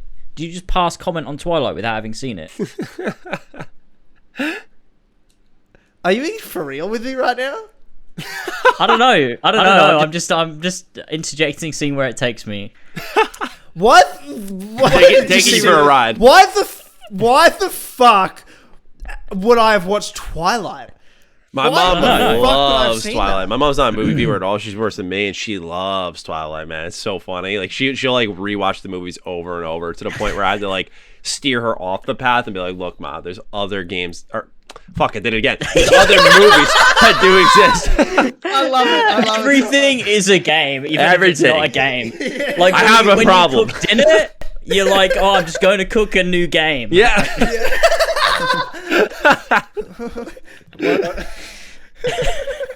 That's fucking unreal, man. That's bad. That's so funny. That's so fucking funny. Ooh, that's good. That's good. James, do you like Twilight or something? Is this No. Yeah. No. Then why are you interjecting? Twilight's. I wouldn't fucking see Twilight. They're piece of shit films. I watched like I've seen 10 minutes of the first Twilight, and I was like, this is so awful. Like, so angsty, and also though. it's not targeted at me. I'm not its audience. Like, why? Like, also, I never jumped on it because I'm like, this is not made for me. Why would I be watching this at 15 whenever they were coming out, 16? Like, this is not meant for me. And so I never watched them. Like, I barely like Harry Potter movies, let alone you want me to watch Twilight? I'm like, nah, I'm not doing it. I can't do it. Like, not a chance. Anyway, Robert Pattinson, I'd seen in other things, and I thought, because people are like, oh shit, it's the Twilight guy. I'm like, look, I haven't seen Twilight, but I've seen him in a lot of other movies, and I think he's a great actor. So I think he'll do fine. So I wasn't surprised at how good he was in the Batman. I had expected it, and thankfully he met my expectations, and everyone else like seemed pretty blown away, which is just fantastic. I thought it was super well directed. My dream when I was seeing the build up and the trailers and the way they were doing Riddler, I was like, I want him to be like a serial killer. And the opening scene happened. I'm like, this is exactly how I wanted to go down. Like, I'm such a big, my favorite genre of TV and films is crime and mystery. Right. And like, I've had super into serial killer phases of like, and documentaries and like all that stuff. I've done so many rabbit holes and phases of like serial My brother's killer the shit. same way. Like, he's like read the books and stuff, just like getting their minds. dude. It's fascinating. Yeah. Oh, it's so, like, I'll go on YouTube and I'll watch interviews with the real life serial killers and just try to like understand the way they like think. I'm like, this is crazy shit.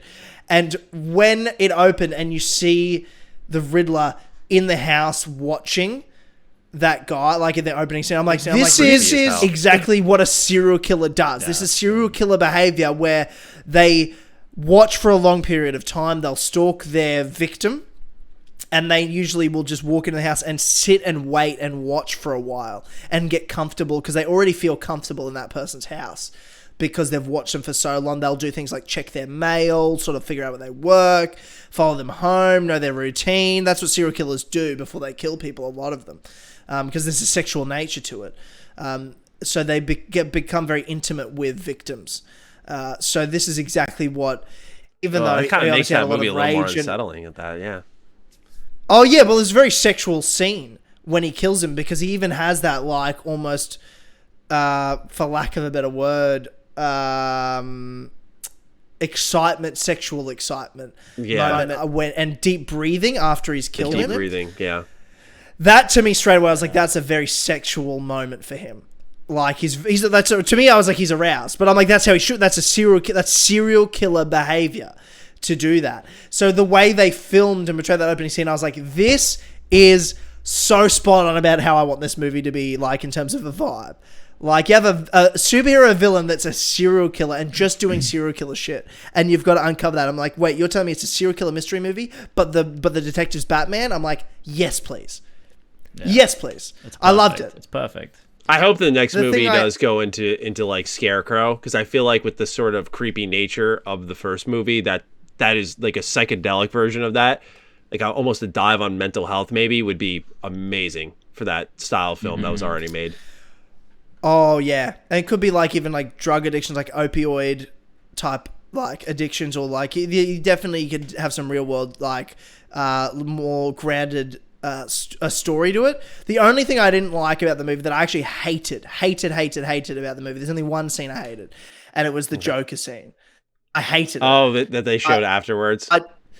I was just like, no, not just, well, I hated that too, the one they showed afterwards, but I hated the scene in the film where they just have the Joker. They're like, you couldn't just do this Batman movie stands so well on its own, you don't need the Joker in it.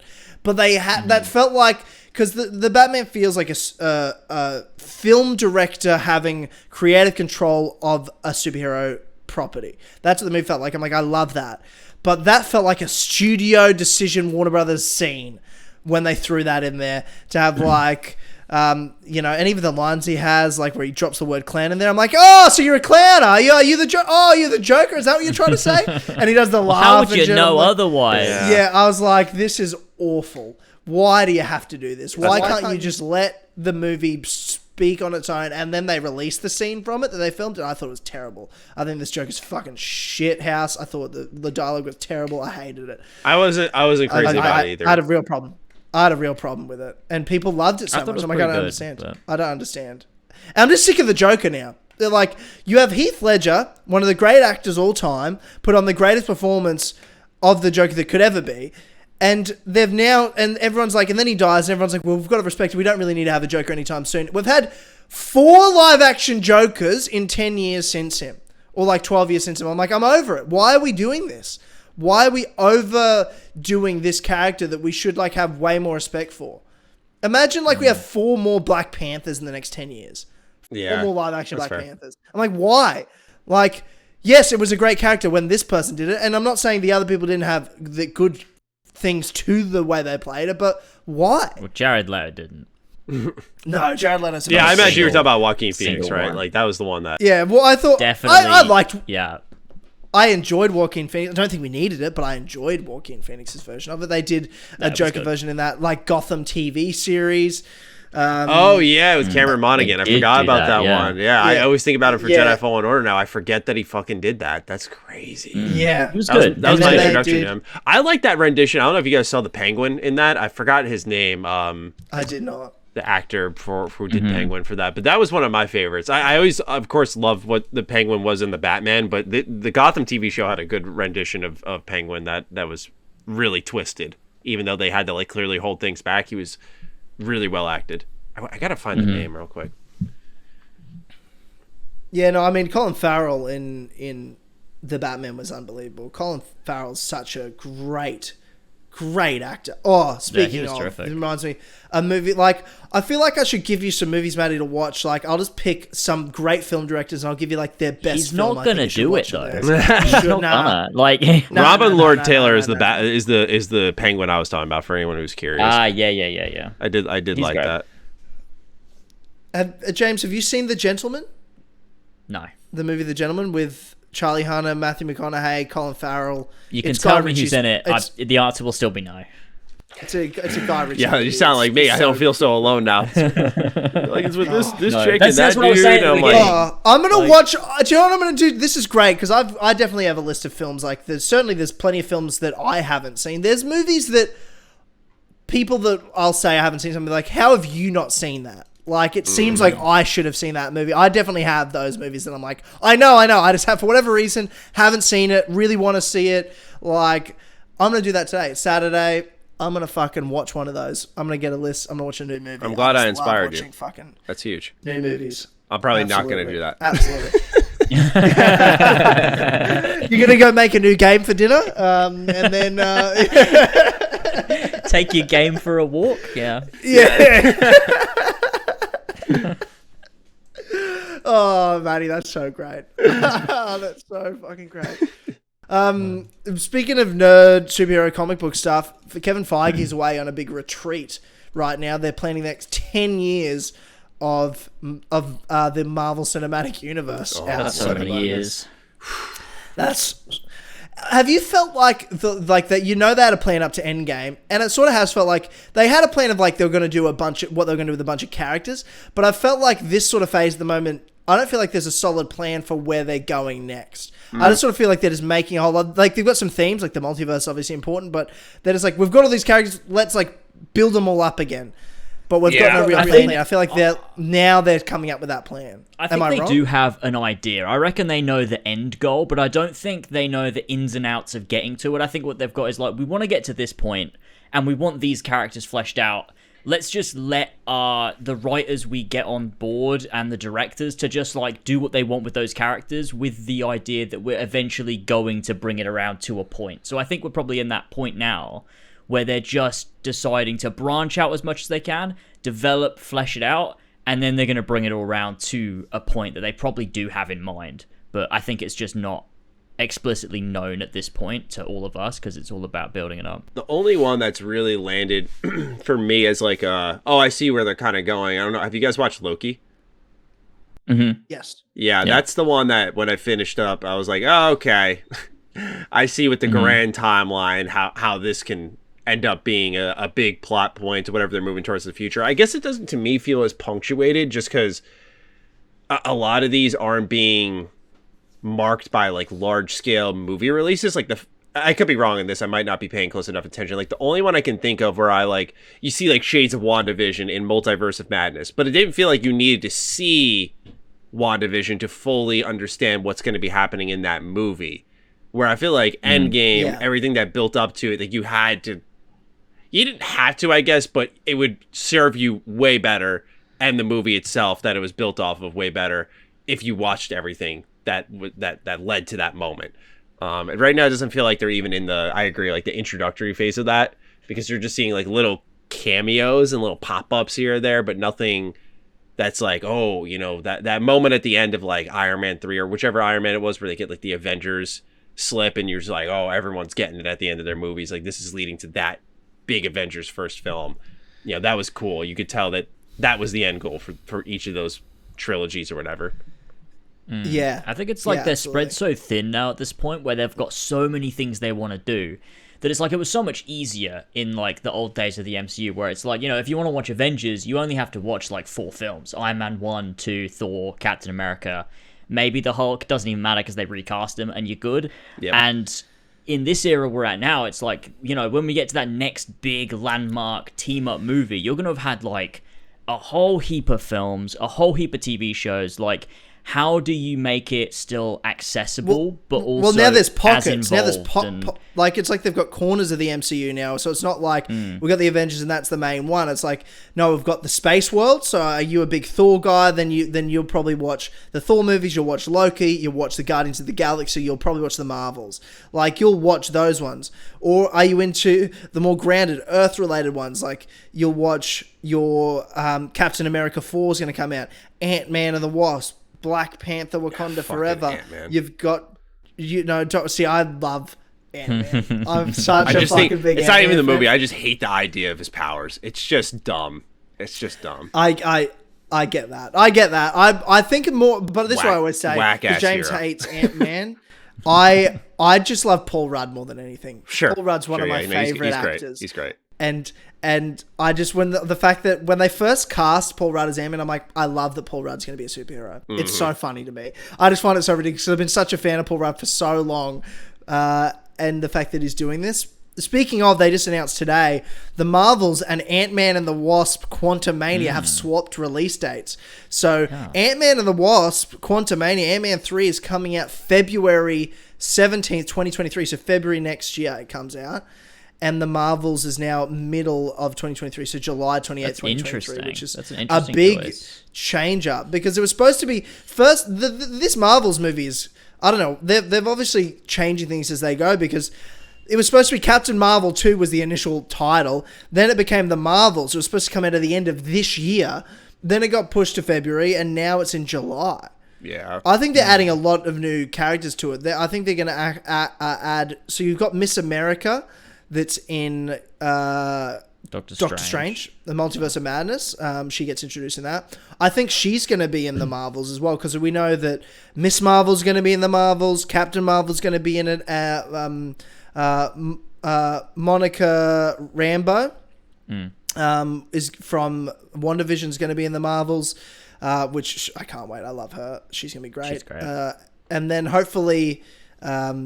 Miss America's in it, and hopefully she's good. Doctor Strange comes out in a couple of days. It does, doesn't it? That's exciting. Oh yeah, it comes out.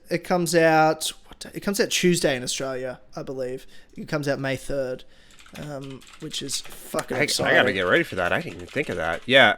The more we talk on it, the more you realize it feels like from the outside looking in, there's like a lack of a vision. Because like you have like, for example, like you have the Spider-Verse, and it feels like that could be its own universe. Like you don't need to bring it into this kind of end game level scenario. Like you could just keep doing more and more Spider-Men and having them come together, because that is a thing that's in comics. They've done it in games, and they just had that moment with No Way Home.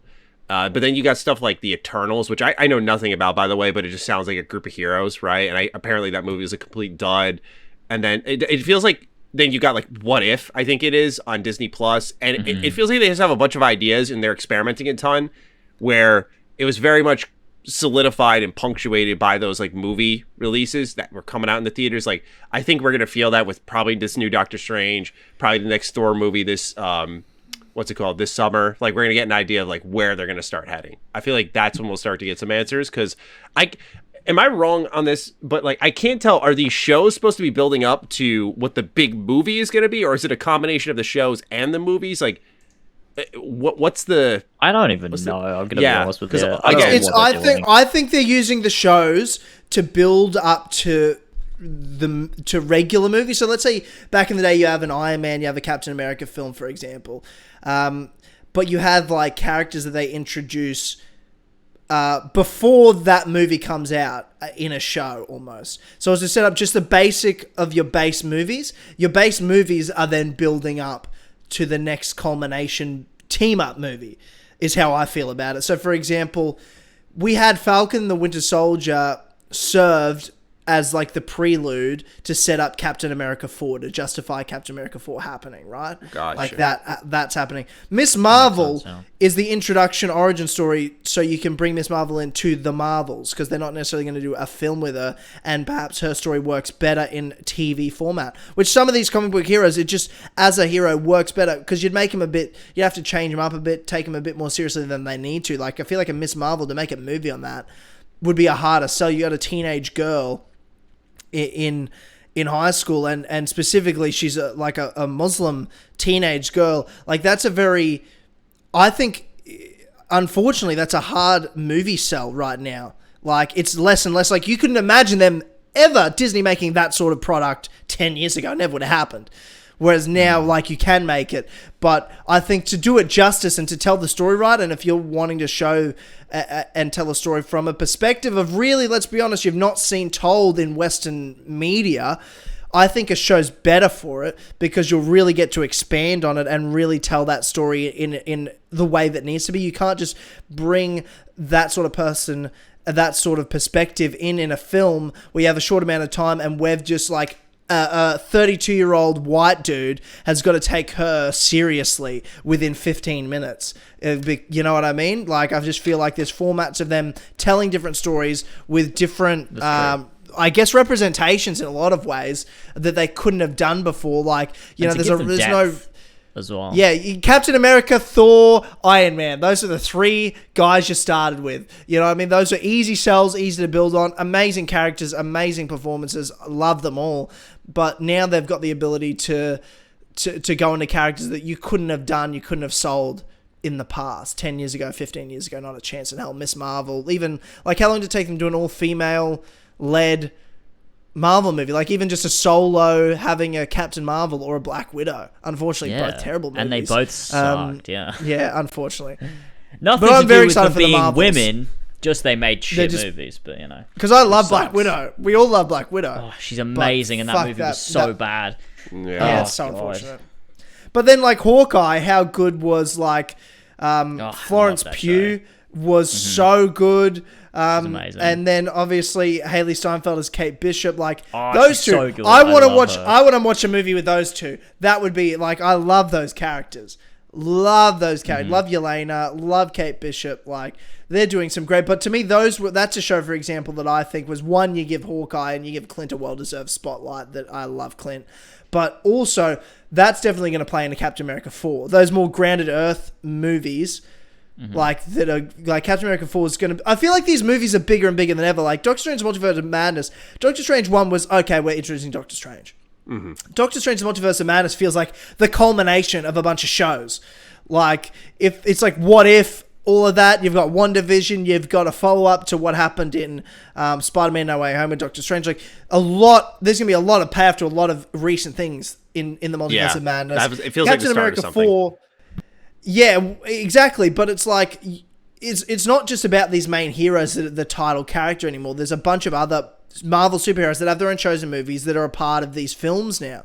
Captain America 4, yes, it's going to be starring Sam Wilson as Captain America for the first time, but you're going to have the Winter Soldier, you're going to have Hawkeye, you're going to have Kate Bishop, you're going to have Yelena, you're going to have US Agent. You're going to have so many big characters in that movie. It's going to be a big deal movie, bigger than the past. Like Civil War was the first example where you saw a solo film that felt like you're watching an Avengers movie. That's all these solo movies are going to feel like Avengers movies.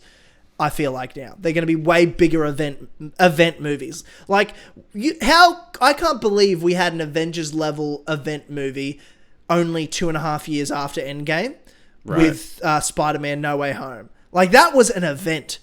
Yes. That was an event moment movie you had to go to the cinemas and see. Like, I didn't expect that. I was like, it'll be 10 years before there's another Endgame. And Marvel might not even be able to do it again.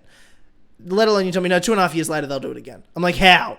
How? How did they do it? That's a movie I'm very ashamed to say. Like, I didn't rush out to see it, not because I didn't want to, but my girlfriend and I like promised each other, like, gotta see this together. Like, I'm a huge fucking Spider-Man fan, love him to death, my favorite superhero. And she got COVID, and I was like, all right, I'll wait you out. And then finally, we went and saw it, and like, wow, yeah, of course, like of course, certain things got spoiled, but. There was a lot of like emotion in that movie. Like, I thought it was Tom Holland's best performance as Spider-Man. Like, there's so much there that like I was really, really caught off guard by. I'm forgetting his name. Who plays the Green Goblin? Willem Dafoe. Yes, Willem Dafoe. I love him. He's so good. I could throw out a normal guy movie I've seen, Boondock Saints, where he's in that. That was like one of my introductions to him. I loved him in that. So I always thought Willem Dafoe was fantastic, but the kind of like twisted nature he takes on in No Way Home, oh, it's so fucking good, man. It's so good. Yeah, it's absolutely brilliant. Well, that's what's so crazy in our spoiler cast we talked about it, and James and I mentioned that when you think of the Green Goblin, it's insane to think Willem Dafoe's Green Goblin feels like it's Tom Holland's main villain, not Tobey Maguire's now, which is insane to think about. Yeah. Because obviously in Spider-Man 1, obviously he was the main villain, and he was a big enemy of Spider-Man, but Peter Parker knew that it was, it's his best friend's father, and there was never anything personal between them. Whereas like it got personal between Tom Holland's Peter and this Green Goblin. Like, he killed his aunt. Yeah. Like, that's a huge deal. And they actually managed like at the end, he's like, sorry, go on. Sorry, I interrupted you. No, I was just going to say, like, at the end, to, like, go in and have that moment, he's like, no, I want to kill you myself. It's like, oh, man, this is personal. This is so, like, they fucking hate each other. That's how personal it is. Yeah, I just love how they managed to take Spider-Man 3, which is this...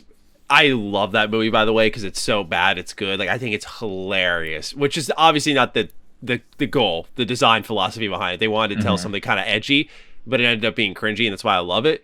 But they managed to take elements from that movie of like Tobey Maguire, I should say, being very like driven by power, lust, revenge, all that stuff, and like incorporating him talking to Tom Holland and saying like, don't do it, it's not worth it, when he's beating the life out of the Green Goblin. Like, that was a really cool moment of kind of redeeming qualities of that movie that weren't jokes.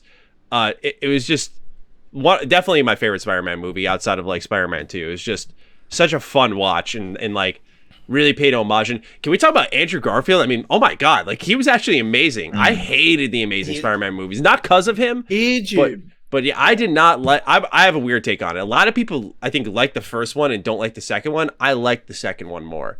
But a lot of people don't seem to share that. And I maybe it's because I gotta go back and rewatch them.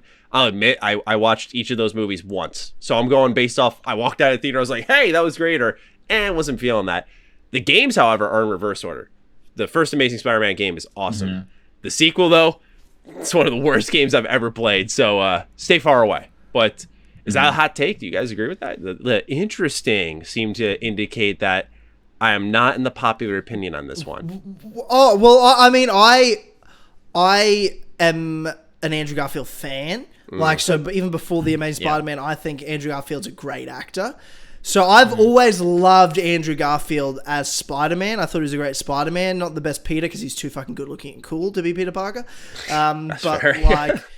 And he even played it that way. I was like, why are you so cool as Peter? Like, his main Spider-Man 2, he gets up in front of everyone and he makes out with his hot girlfriend in front of everybody. I'm like, you're fucking awesome. Like, that's not Peter Parker. Like, what are we talking about? Like, and then you know, but he was a great Spider-Man. I love Andrew Garfield. I think he's a great actor. Does great with emotion. He's a very serious actor. Like, so I always loved Andrew Garfield. So I was not surprised he stole that movie in No Way Home at all. I was like, of course he did, because it's Andrew Garfield and he's the best actor of the three of them in terms of just acting pedigree. And I don't like Tobey Maguire. I've never liked Tobey Maguire. I don't like him as an actor. My heart. I've never liked him as Spider-Man. It's the worst of your takes, but you know. Yeah. I like the film. I like Spider-Man 1 and 2. I think they're good films. But I've never loved Tobey as Spider-Man. I can't even process that. No offense. I can't imagine disliking Tobey. I can't. That guy's amazing. He's not a great actor. Don't get me wrong. But I'm just saying, I think he's a 40-year-old. I think he's a 40-year-old creep in Spider-Man 1. Like, I'm like, what is he? He's a fucking. Have you seen those trailers online that take Spider-Man, I think 1 or 2, and they turn them into horror film trailers, and they use like all the weird shit that Tobey does that whole movie? Because he does weird shit. Yeah, he does. Yeah, no, he's a little creepy. Yeah, he's a little creepy. Seen them. I need to see that because that's how I've always felt. I'll find it for you real quick. I feel like he's a serial killer. It'll validate you. It will validate you. Recently, I was. So, yes, because I watched. So then No Way Home comes out, and I was like, I love Tobey now. Like, I thought he was phenomenal in No Way Home because I'm like, well, he's a 40-year-old guy playing a 40-year-old guy. This makes sense to me now. This is him being a mature, older Peter. I was like, this is how I want to see him played. Yeah. If you said Sam Raimi's making Spider-Man 4 and it's set now, like, I would be down with it because it would be that era Spider-Man, and that makes sense. But when you're watching Spider-Man 1, and recently I went back to watch Spider-Man 2. Because I thought, okay, I like Tobey in No Way Home. I really adore him. I don't have any hate for him. Let's go back and watch it. Maybe I'll have a new perspective. And I just can't get over how creepy he is when he plays Peter Parker. Like, there's a scene with Mary Jane where they're, like, on the fence, like, talking to each other, like, after his, like, birthday dinner or something, like in Spider-Man 2. He's just a bit awkward. It's not a bit awkward, dude. It's, like, I'm about to level. Change like, Tyler's life when you see this trailer. I'm going to follow you home, and I'm going to murder you. Like, I watch you through the window with binoculars, and I'm going to end your life and wear watch skin this. on my face. For those who want to watch it, it's called If Spider-Man Was a Horror Movie. Just go ahead. Watch this in real time, Tyler. I'm curious to know your thoughts on this. Let's all watch this on the podcast. Josh can edit it in. This is okay. This is going to validate my life. I feel like have you got it pulled up, ready to go? Got it. It's queued up. Yeah, one sec. Hold on. I gotta go through an ad here. Oh, my comment's at the top of that. That's hilarious. Oh yeah, it is. I can see it. Oh, it is too. It literally is. 6 years ago. Jesus Christ. Yeah. Wow. Okay, I'm ready to go. Okay. We'll hit play in 3, 2, 1. Play. Okay, let's do this together. Never seen this before. Yes. This should be fun. I've not seen it. She had a bird. On stage. Oh god. Oh, I forgot she like threw her fruit up in the sky.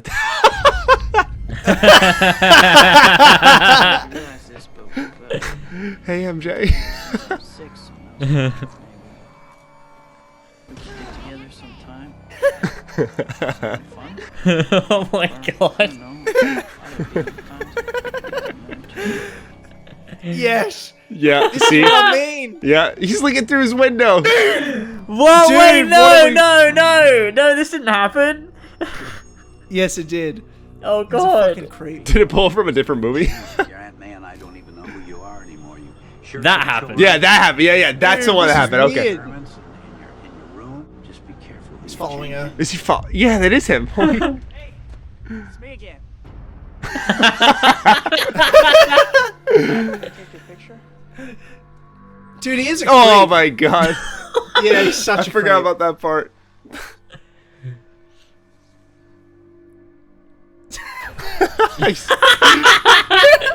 Hello? You there? Where is she? Oh my god. Hey!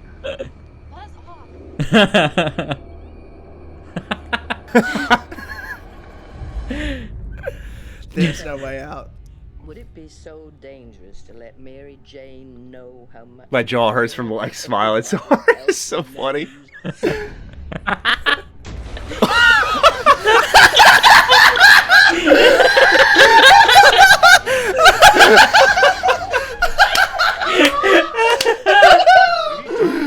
Oh, I forgot about that. Oh my god. I forgot about that. Oh my god, the Aunt May bit. The Aunt May That was bit's so the best. funny. Oh. Oh, that's great.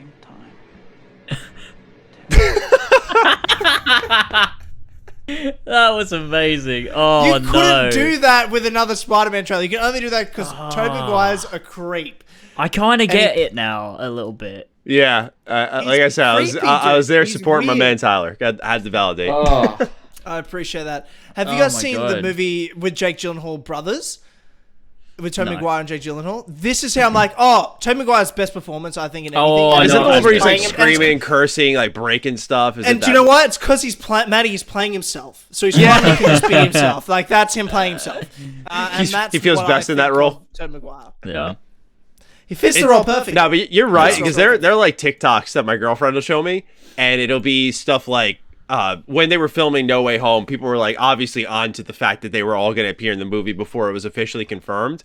And you know, they showed like Tom Holland in the airport. You could see like how each era of Spider-Man was different. Like you see Tom Holland wave, like he's all about it, he's young, right? You see Andrew Garfield kind of used to it, gives it a little nod, moves on. And then there's Toby, who just stares into the fucking soul of the camera like a freak, man. Like he's definitely super awkward. There's no denying that. But he seems to be warming up to the fans, which was nice to see, because originally he was not like that. He very much hated the fans. He seems have you seen the clip of him like? He's a lot more relaxed these days. Yeah, you see the clip of him in his Honda CRV. He's like, guys, I can't see, and the paparazzi's just flashing this man. And he yeah. breaks out. I've seen this. That is my favorite Tobey Maguire moment out of I can't anything. fucking see! Yeah. I can't fucking see! Get the fuck out of the It's way! There are amazing. cars there. When I first saw that, I was stunned. I thought it was fake. That was so good. See, I saw that and I was like, yep, that's Tobey Maguire. Okay. That's exactly how I think of him. See, that's my perception of him. But I loved him in No Way Home. I thought he was amazing in it. I thought that's the role he would have to play to be a good Spider-Man for me. And I'm like, I could watch that. I could watch if they made a Spider-Man 4 and it was like, you know, now it's the now era where he's the older guy. He's the mentor. He's you know, it makes sense. But when, you know, he was 18, creeping around, stalking Mary Jane, it was just weird. How old was he in those movies? I actually don't know how old Toby was. I'm not sure, but he looked 45. Looked every bit of 45 as an ancient dad. Let's have a look. Yeah. Yeah, I'm very curious. It was 27. Oh, wow. Yeah. So Wow, impressive. It's amazing what a little facial hair can do for you. That's wild. He's 27. Christ. yeah, mate, outside. Yeah. Oh, is Tyler disconnected? Has he? That's possible. There it is. Yeah, 20 past. Well, I can't run the podcast because I don't have the topics. I just show up. That's so funny. Oh my god. Josh could cut this. Or he can leave it in. Yeah, you can leave it. Yeah, I mean, look, does the audience knows about Tyler's moody internet that shuts off at a very specific time? Oh my god, I can't believe this is an actual thing that happens every single time we do a podcast. Yeah, it's actually 20 minutes stupid. after. That's insane. Yeah, it's every single time. If Tyler doesn't speak, I just look at the clock. I'm like, oh, yep, So there it is. He's gone. I gotta ask him if he plays multiplayer games, because you know I could see that driving him out of the video game space. I feel like he's a big multiplayer guy and he can only play in like 59-minute chunks. That's and then before he has to take a forced break. And if he's in the middle of a match, like that could be frustrating. Yeah, that makes sense. Maybe that's why he doesn't play a lot of games. Maybe it ruined it for him. Maybe it was you know, year of DRM, and he just couldn't play his games. Kept kicking him out. I could see that. He just happened to be signing on the 20th minute of every hour whenever he wanted to try. Oh, we're talking about me playing games? Hello. Why I don't play games? Welcome back. I was wondering if you played any multiplayer games with your internet that drops out at the 20th minute of every hour.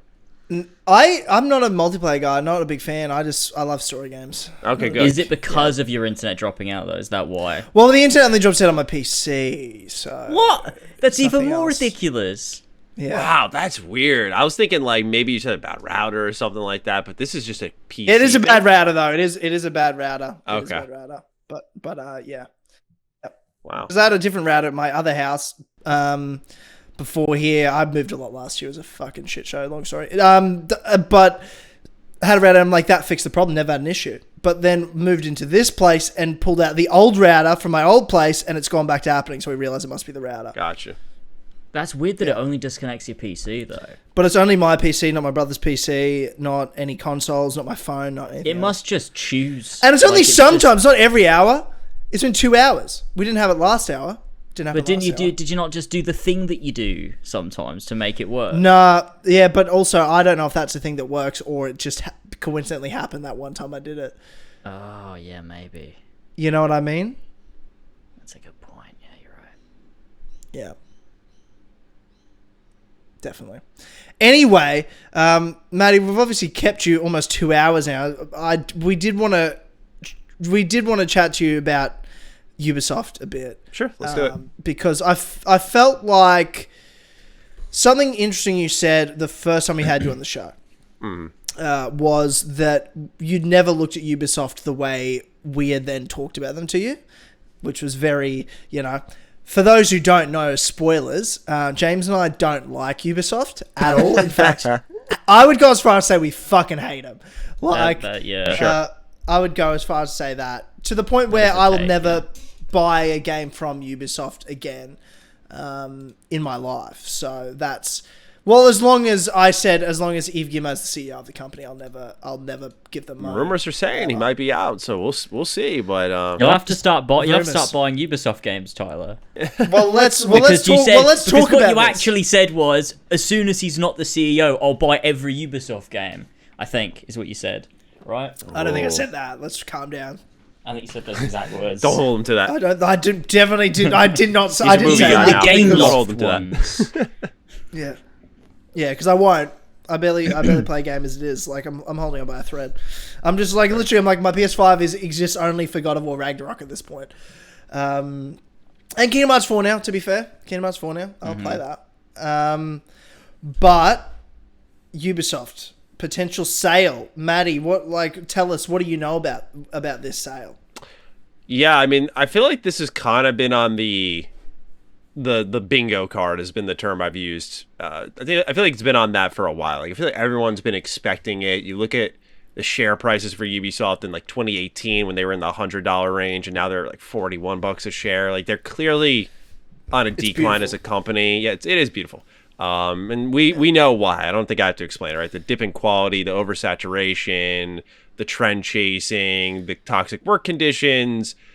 There's not a bright future for this company. And so when I heard that through Bloomberg that there were companies, private equity firms considering a takeover, and that Kotaku said that the company's been preparing for a sale for a while, it makes sense. And I always go back to Bethesda because for me, that was a company I saw that was just out of pocket for a while. Like they were doing live service shit.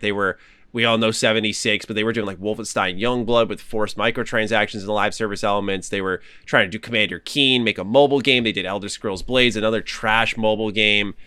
And I was looking at them, and there was a time period where like much like you guys have a pretty dominantly established Ubisoft audience or formerly Ubisoft fans.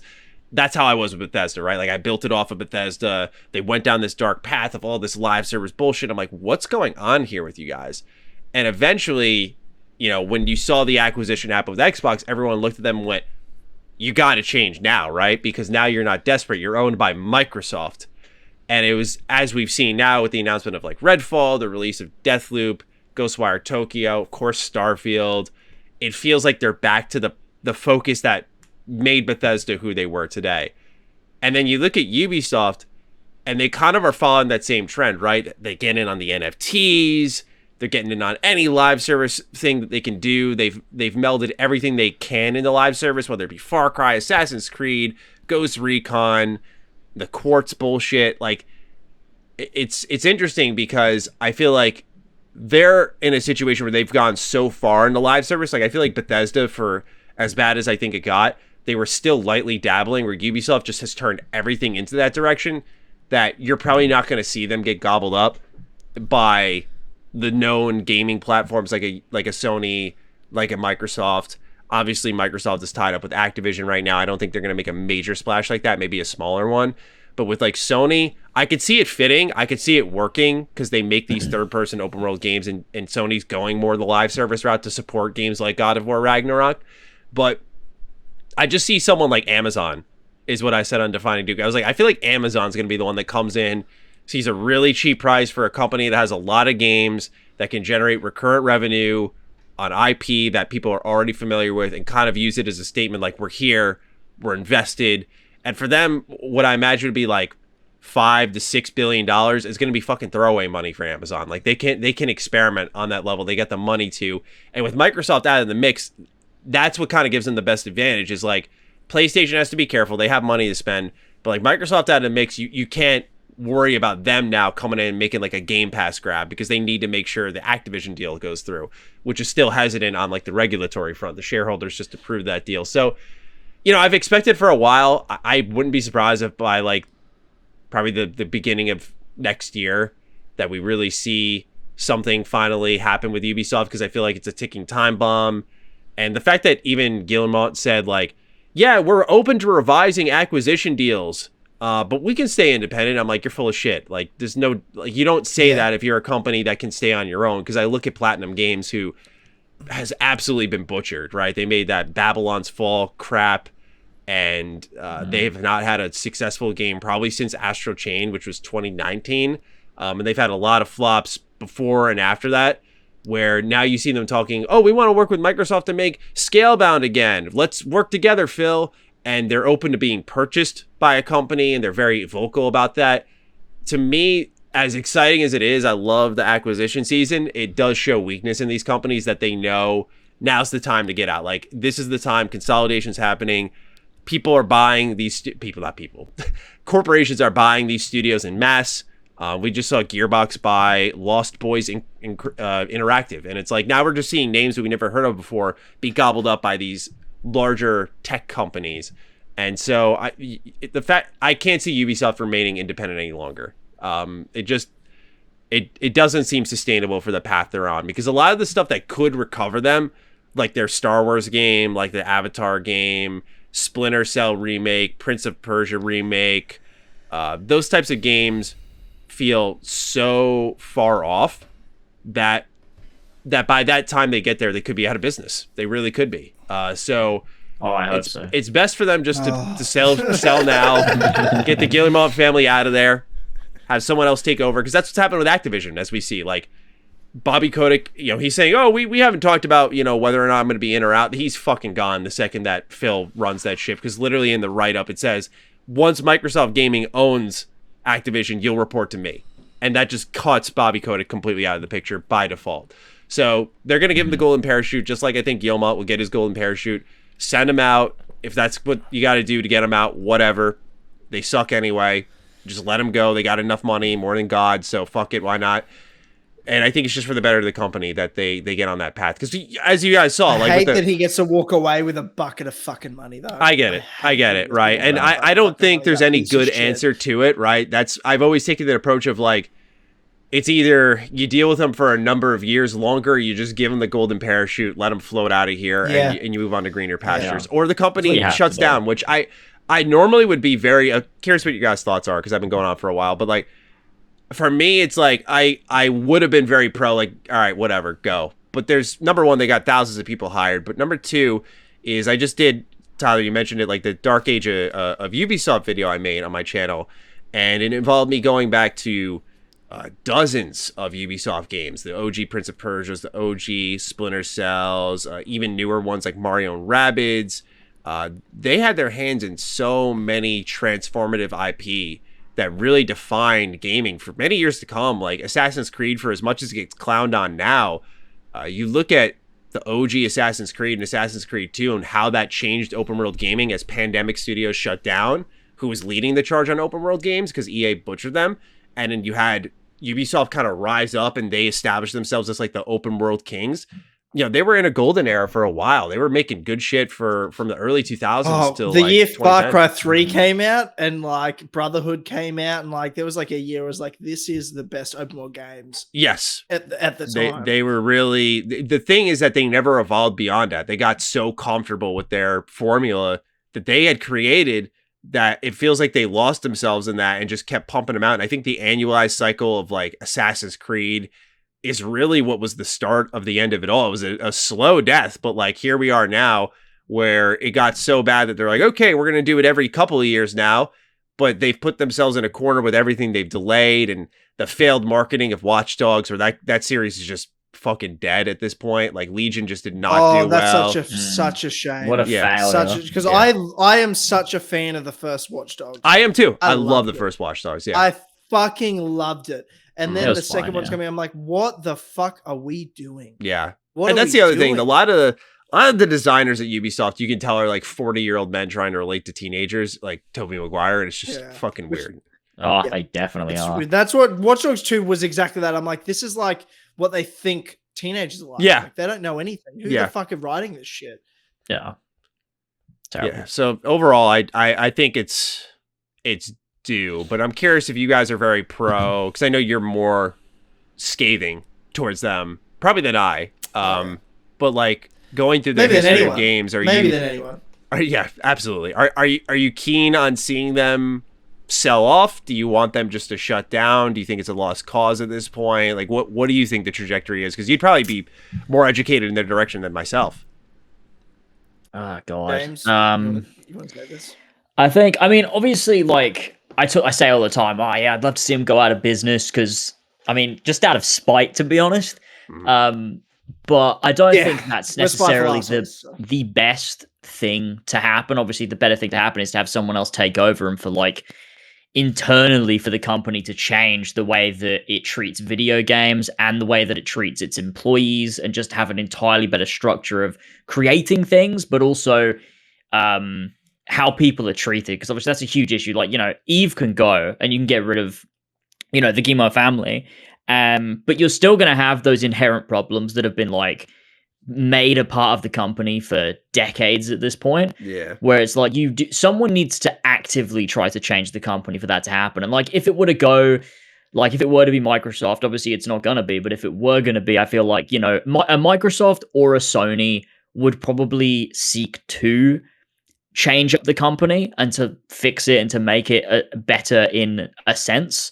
But I feel like if it's like an Amazon or some of these other names that have been thrown around, I feel like you're not going to see that necessarily. I feel like they're going to buy it and it's pretty much going to keep running on the same way. There'll be different people at the top, but the company's pretty much going to remain doing sort of what it's doing. You might see some changes here and there, but I just can't see, unless someone endeavors to really make some changes, that Ubisoft is ever going to go in a vastly different direction to where it's going, whether creatively or just the way that it treats people and the way that whole like system of just everything has been made over the years that the company's been going. So I guess for me, this is one of those things where I'm like, yeah, I do want to see Eve go. I do, because I think he needs to get out. But at the same time, I don't think that this is necessarily going to see the company in a position where I'm going to feel like happy with it in any way. I'm still probably going to feel the same way towards Ubisoft. So yeah, I don't know.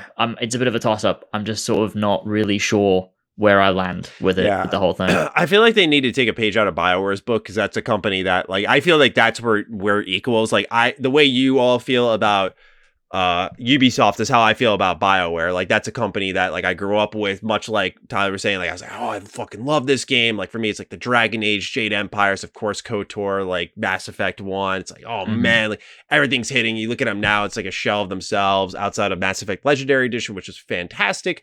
But like now they're in this situation where Gary McKay is like their GM, and he's very communicative and he's posting updates constantly and really letting fans know like what's being worked on and explaining the development process. And I feel like that's where Ubisoft needs to end up. But the big problem is, for as shitty as some of these big publishers are, I feel like Ubisoft still, even after all of the exposure that we've seen of like their toxic work conditions doesn't get the most shit. And I think it's because they have a really good, as I'm sure you guys have experienced, like they have a really good influencer and press management department. Like they're very kind. They're good to us. They hook us up pretty regularly with like codes and stuff. I'm sure they don't like you guys. They fucking hate us.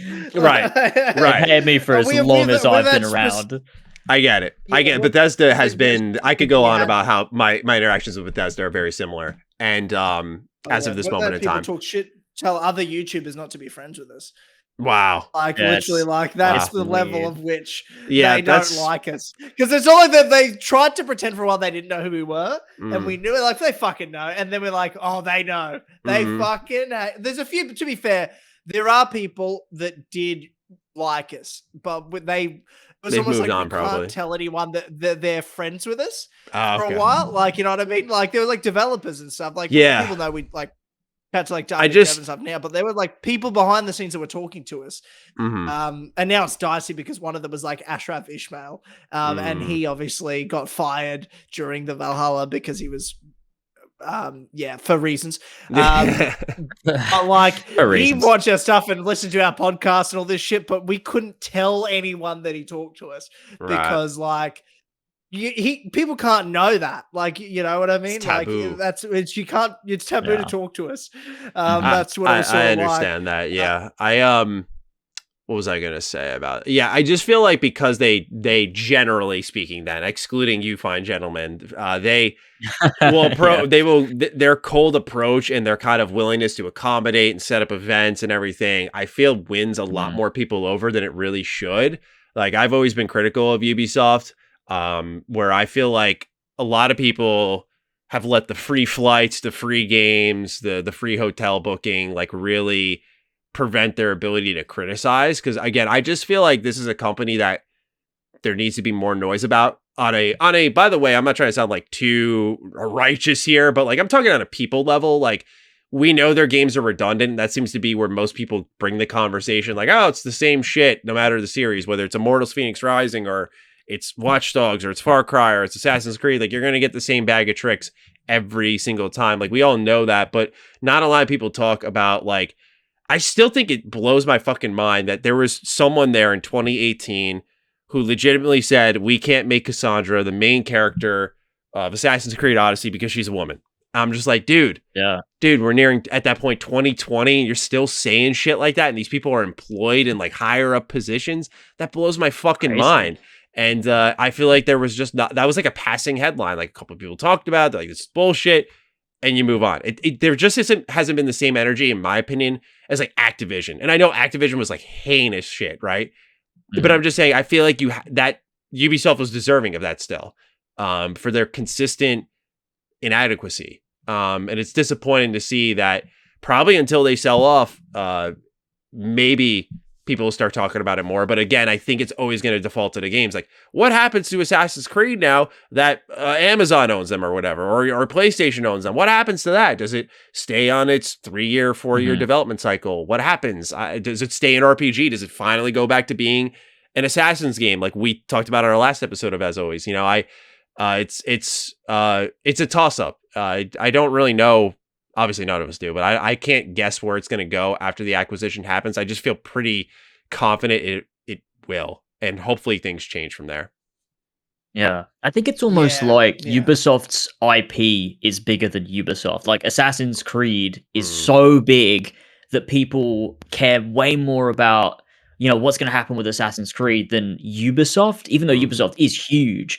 I feel like it's almost the games transcend the company to a point where people, the conversation is always going to be more on that game. Like Assassin's Creed reached this point where, you know, it is definitely one of the most known video game IPs of all time, probably. Yes. It's up there with like your Call of Duties, your, you know, Mario, Sonic and stuff. Like Assassin's Creed is huge. The fan base is also so toxic. It's unbelievable how toxic that is true. Well.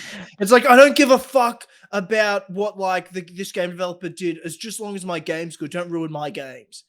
Like, and it's like they're not even good games, man. You know, that's a weird hill to die on.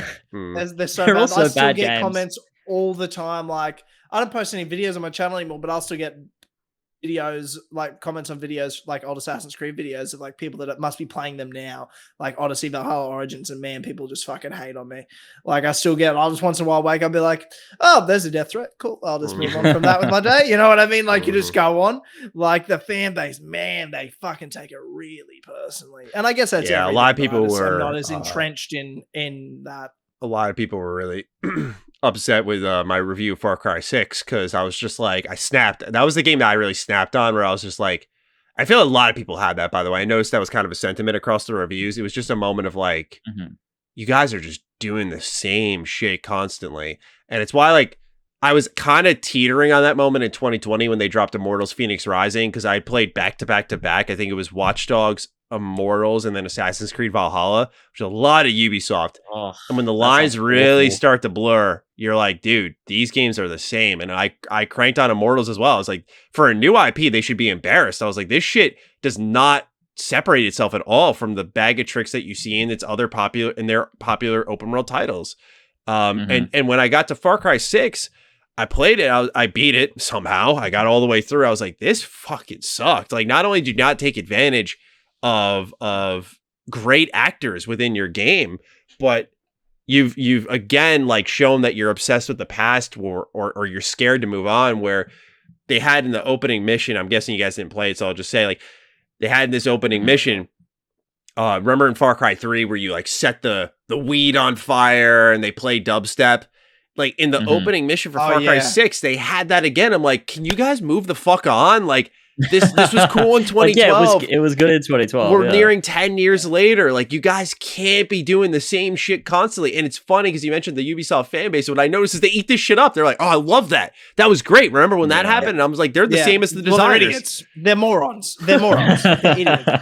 They're fools. It's crazy. It's so crazy. It's I don't know, because I feel like you look outside of the Ubisoft fan base, and most people are of the same opinion, where it's like, yeah, Ubisoft games are kind of just shit. But the Ubisoft fans themselves are this like separate cult of people that just only play Ubisoft. They love Ubisoft stuff. It's so weird. It's so weird because I think it's just so normal to speak to any person that's like outside of that space. And it'll just kind of be like, yeah, Ubisoft games are like whatever. Like, I loved AC2 or like I loved Splinter Cell or whatever. But like, it's not, but Ubisoft has like the cult of Ubisoft fans is not a cult in the sense where like it's, a group of people. It's millions of people somehow that are like under the spell of Ubisoft. And like, it's crazy. Like, it makes you think like, am I just out of touch? Are these games just actually like amazing and I just can't say it? I don't know. I don't know anymore. Yeah. I'm confused. No. Well, I mean, there's what is it, like 1 in 4 people are retarded or something like that, or R-worded. Whoa! Like, I feel like that's what cancelled. You've done it, Tyler. It's over. You're done, brother. I don't care. I don't care. I have a real job, like, you know what I mean. Outside of this is my like fake world that no one knows I do. That I live in. I'll say what I want. No, I just mean like, Ubisoft fans. Yeah.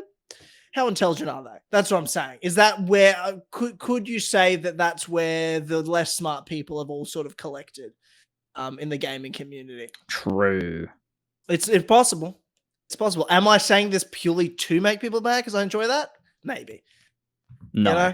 Maybe that's partly why I'm saying that. No, I think you genuinely. I don't know. I think my problem is less with the fan base, and because like I ultimately want people to enjoy whatever they want to enjoy. Like, it's kind of always been the core of my reviews whenever I make them is like, look, I always think reviews are glorified opinions in the first place, but it's like, these are just my thoughts. Like, you can enjoy whatever the hell you want. It's not my place to tell you what you will like. It's just, I will try to guide you to the best of my ability with these purchases. So I don't think there's an issue with like enjoying the junk food open world. I just feel like that's all Ubisoft does now. And I feel like some people are cool with that, but I think a lot of us are disappointed because, again, I probably wouldn't have these thoughts if I didn't go back and like play a lot of their older games. But like, I went back and played Ghost Recon Future Soldier from my Dark Age of Ubisoft video. I was like, this game slapped, dude. Like, this was a blending of like SOCOM and third person action that just was it kind of reminded me of Republic Commando, the Star Wars game. And it was awesome. And that was like a later Ubisoft game before their like real trudge into just solely open world. And so I feel like people remember those moments fondly.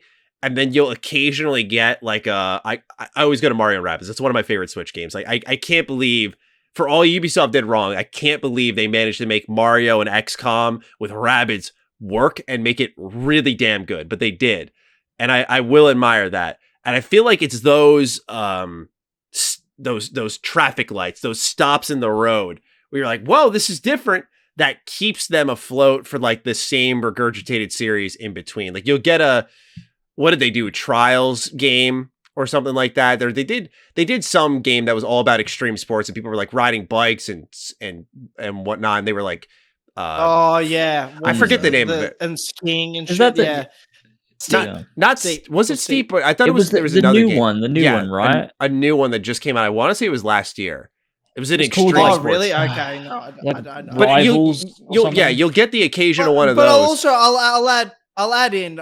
I kid when I make fun of them. It's not. That's definitely not the fan base. Sure. Yeah, I know you're joking. I'm just saying in general, though. Yeah. But yeah, it's just one of those things where Riders Republic. That's what it was. Riders, that's it. Yeah, like that. You'll get those, and Ubisoft will barely market them and go, "Well, see, it fucking failed. Like we're gonna go make Assassin's Creed for the 18th time the same way." And it's like, well, did you really try? It's kind of how I feel about Square Enix. Like when they're like, the Neo the World Ends With You delivered beneath our expectations. I'm like, you didn't market it, and you marketed Balan Wonderland instead. Like, what do you think was gonna fucking happen when you literally couldn't identify your own product in your own studio before choosing what's gonna get the marketing push? One was a broken game, one was not. It's just that simple at a certain point. And yeah, I could go on, but it's just that it brings back feelings of that, which that's another company I could rant about. I can't fucking stand Square Enix, man. Terrible. Really? You don't like Square Enix? No, man. No, their Japanese division, like their JRPG division, is mostly phenomenal. Like they still, like the fact that they have a heritage with Squaresoft, and they had a kind of couple bumps in the road with like Final Fantasy with like 13 and 15 for a lot of people. But the fact that they've managed to like reinvent themselves and do stuff like Octopath Traveler, Triangle Strategy, so on and so forth, and sell millions of copies, by the way, to me is like, I admire that a lot. But their like Western division is abysmal, man. Like the Outriders, the Marvel Guardians of the Galaxy, these are good games, by the way. That's what frustrates me greatly, is these games are great. They're barely marketed. They don't do well. And then Square Enix calls them a disappointment, or they don't meet expectations, and they get kick in the face of developers. And I'm just like, your job as the publisher is to get the name of the game out there. And they did a good job with, say, like Outriders, where they're like, let's do day one Game Pass. First time we ever saw a third-party day one Game Pass drop, everyone was losing their shit. It was really cool to see things roll in that direction. But to call like Guardians of the Galaxy a disappointment, I'm like, it's a Marvel game. Like all the tools are in your hands to make that relevant. We're talking Guardians. Like that's your fault. Done so well. Yeah. It's a household name. Yeah. And so they're a lot like EA, where just everything's did not meet expectations. There's like checklists people make for Square Enix that anything that's not in their Japanese division, because they know how to market those games well, has not met their expectations. And I don't know how out of this world their expectations are, but just the way I feel about Square Enix, like reminds me a bit of Ubisoft. Like that kind of like, you guys are just failing yourselves at a certain point in time. Yeah, well, that's true. Right. That's 100% right. And I think that's a frustrating thing, is like it's with Ubisoft, and that's what James made the point earlier, is like, oh, are we just out of touch because there is this like weird like cult fan base that they can do no wrong. Literally, it's like, no, I think they're better than ever now what they're doing. And Ubisoft to come out and be like, well, we're making more money than we've ever made, or they're saying that. Well, they word it in a way that they're like, we had the biggest week where Wednesday was the third day of the month. Very specific fancy stats. You know, they do very specific fancy stats, and then people then quote it at you and be like, no, it was the highest selling Assassin's Creed of all time. I'm like, no, that's not what they said. That is not what they said, and that's not true. Like, they just made the most money on a Thursday where the moon, like Venus was in retrograde. Like that's the shit Ubisoft come out with Valhalla. Like, this DLC did this or this, like. But they make money because, like, oh yeah, also we sold 17 million microtransactions because we hid everything behind this paywall, and like. They do all these things they never used to have to do to make money. Yeah, the biggest problem, of course, is the fact that that's creeped into the core games. Like, you can enjoy your popcorn flick, open worlds with collectible content, and that's fine. Like, there's a place for that. But when you start to make bloated, I like Assassin's Creed Odyssey, but like when you start to make bloated content gates and level gating with time savers in there, that clearly like the design is pushing you towards the storefront without saying it, because it's like, oh, you could grind, you could do every side quest in the game to get to the end of the game, but you've just wasted like 20 extra hours, which again, this is coming from someone who likes the game.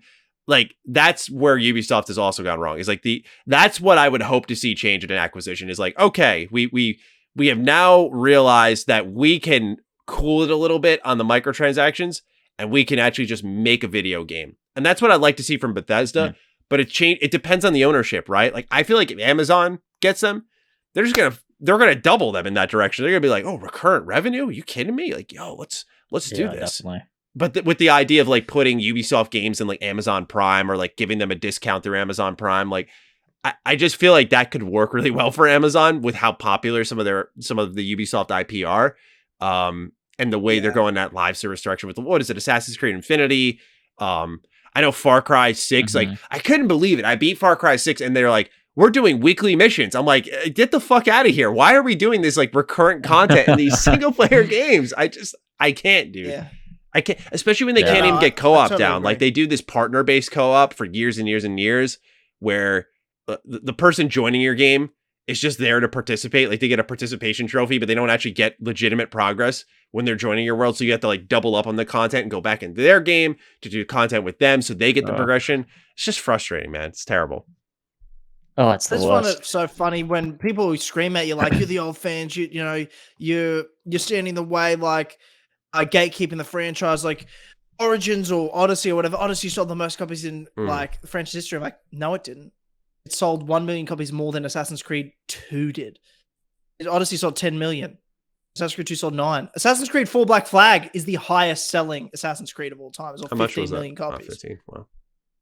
15 million. It sold more than Origins. It sold more than Odyssey, and Origins sold 10 million. Valhalla, I don't know if those numbers are all out right now. I think they say they're the fast selling first week of 1.8 million. Yeah. But I don't know what I can't find the full numbers. I was just looking it up, but I can't find like a solid, here's the total number. They have 1.7. It is crazy though. Like, doing that whole thing of like, oh, I come back every day for like new daily challenges and like weekly missions, and they're doing that in every single game they seem to put out now. It's like to keep those player numbers as high as possible, so they can like show their shareholders like, look at this, people are still playing our game 6 months after it came out, give us more money.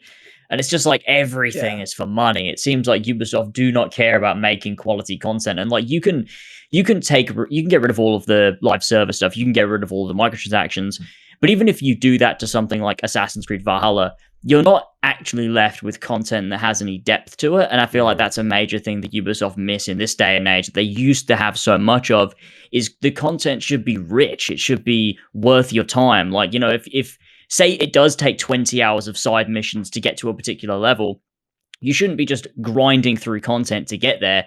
You should be actively engaging in that content because it's well worth your time to do. You look at something like The Witcher 3 or even, Horizon Forbidden West, an open world game that came out recently, I absolutely fucking love. The side content you're engaging with in that game is because it's good. It's not even because you need it to level up or anything like that. It's just because it's just good. They tell good stories. There's good characters. It's worth your time. You feel invested in this world.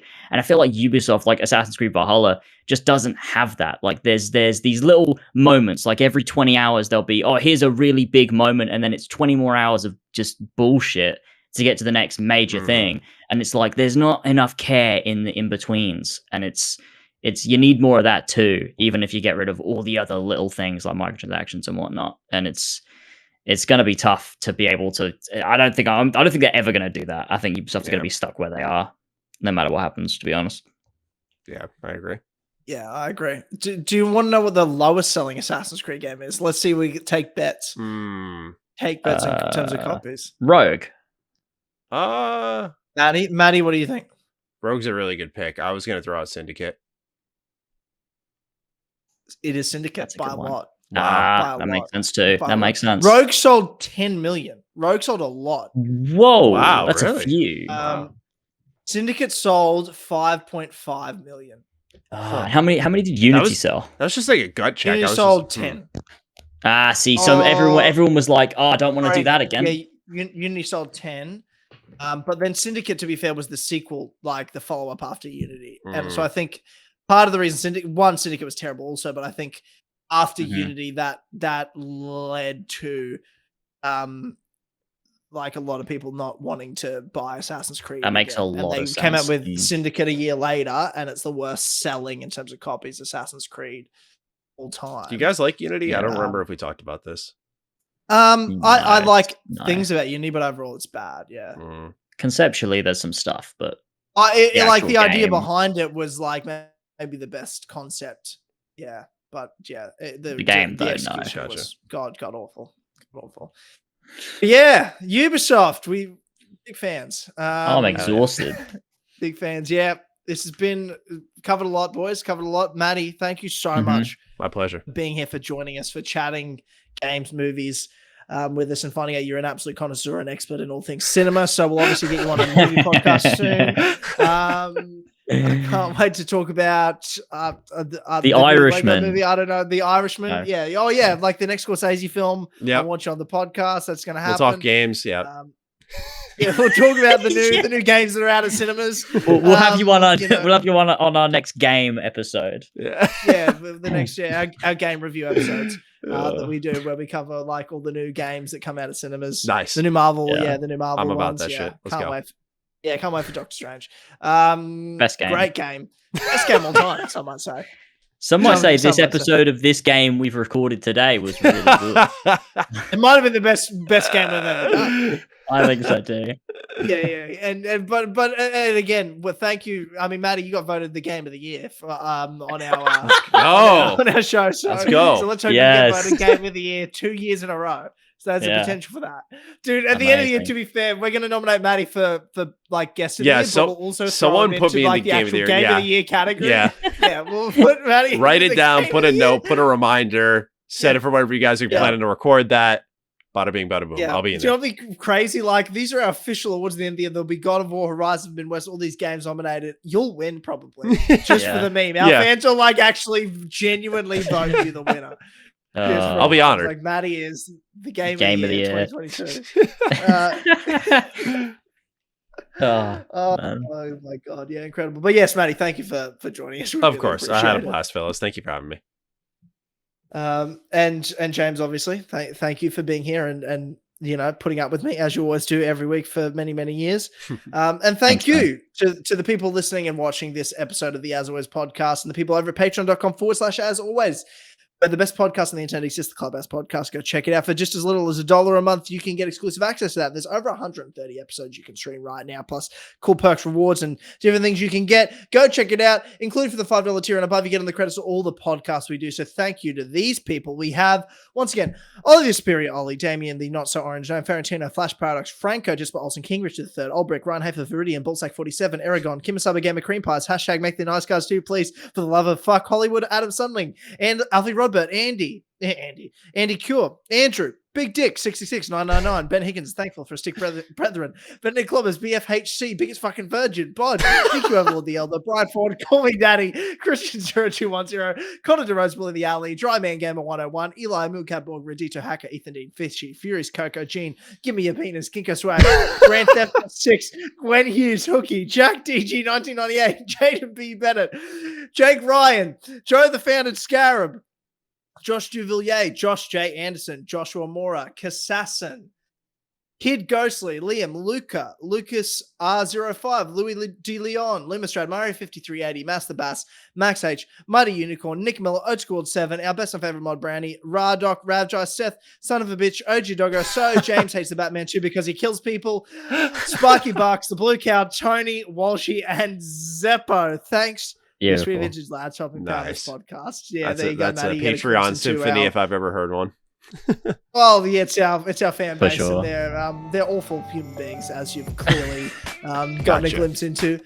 They're the worst, and we hate them. Yeah, I fucking hate them. But thank you for supporting us here on patreon.com/, as always, and obviously on the Four Pillars Network here, where the As Always podcast lives. And thanks for everyone watching, and we'll see you all next time. Goodbye. See you next time.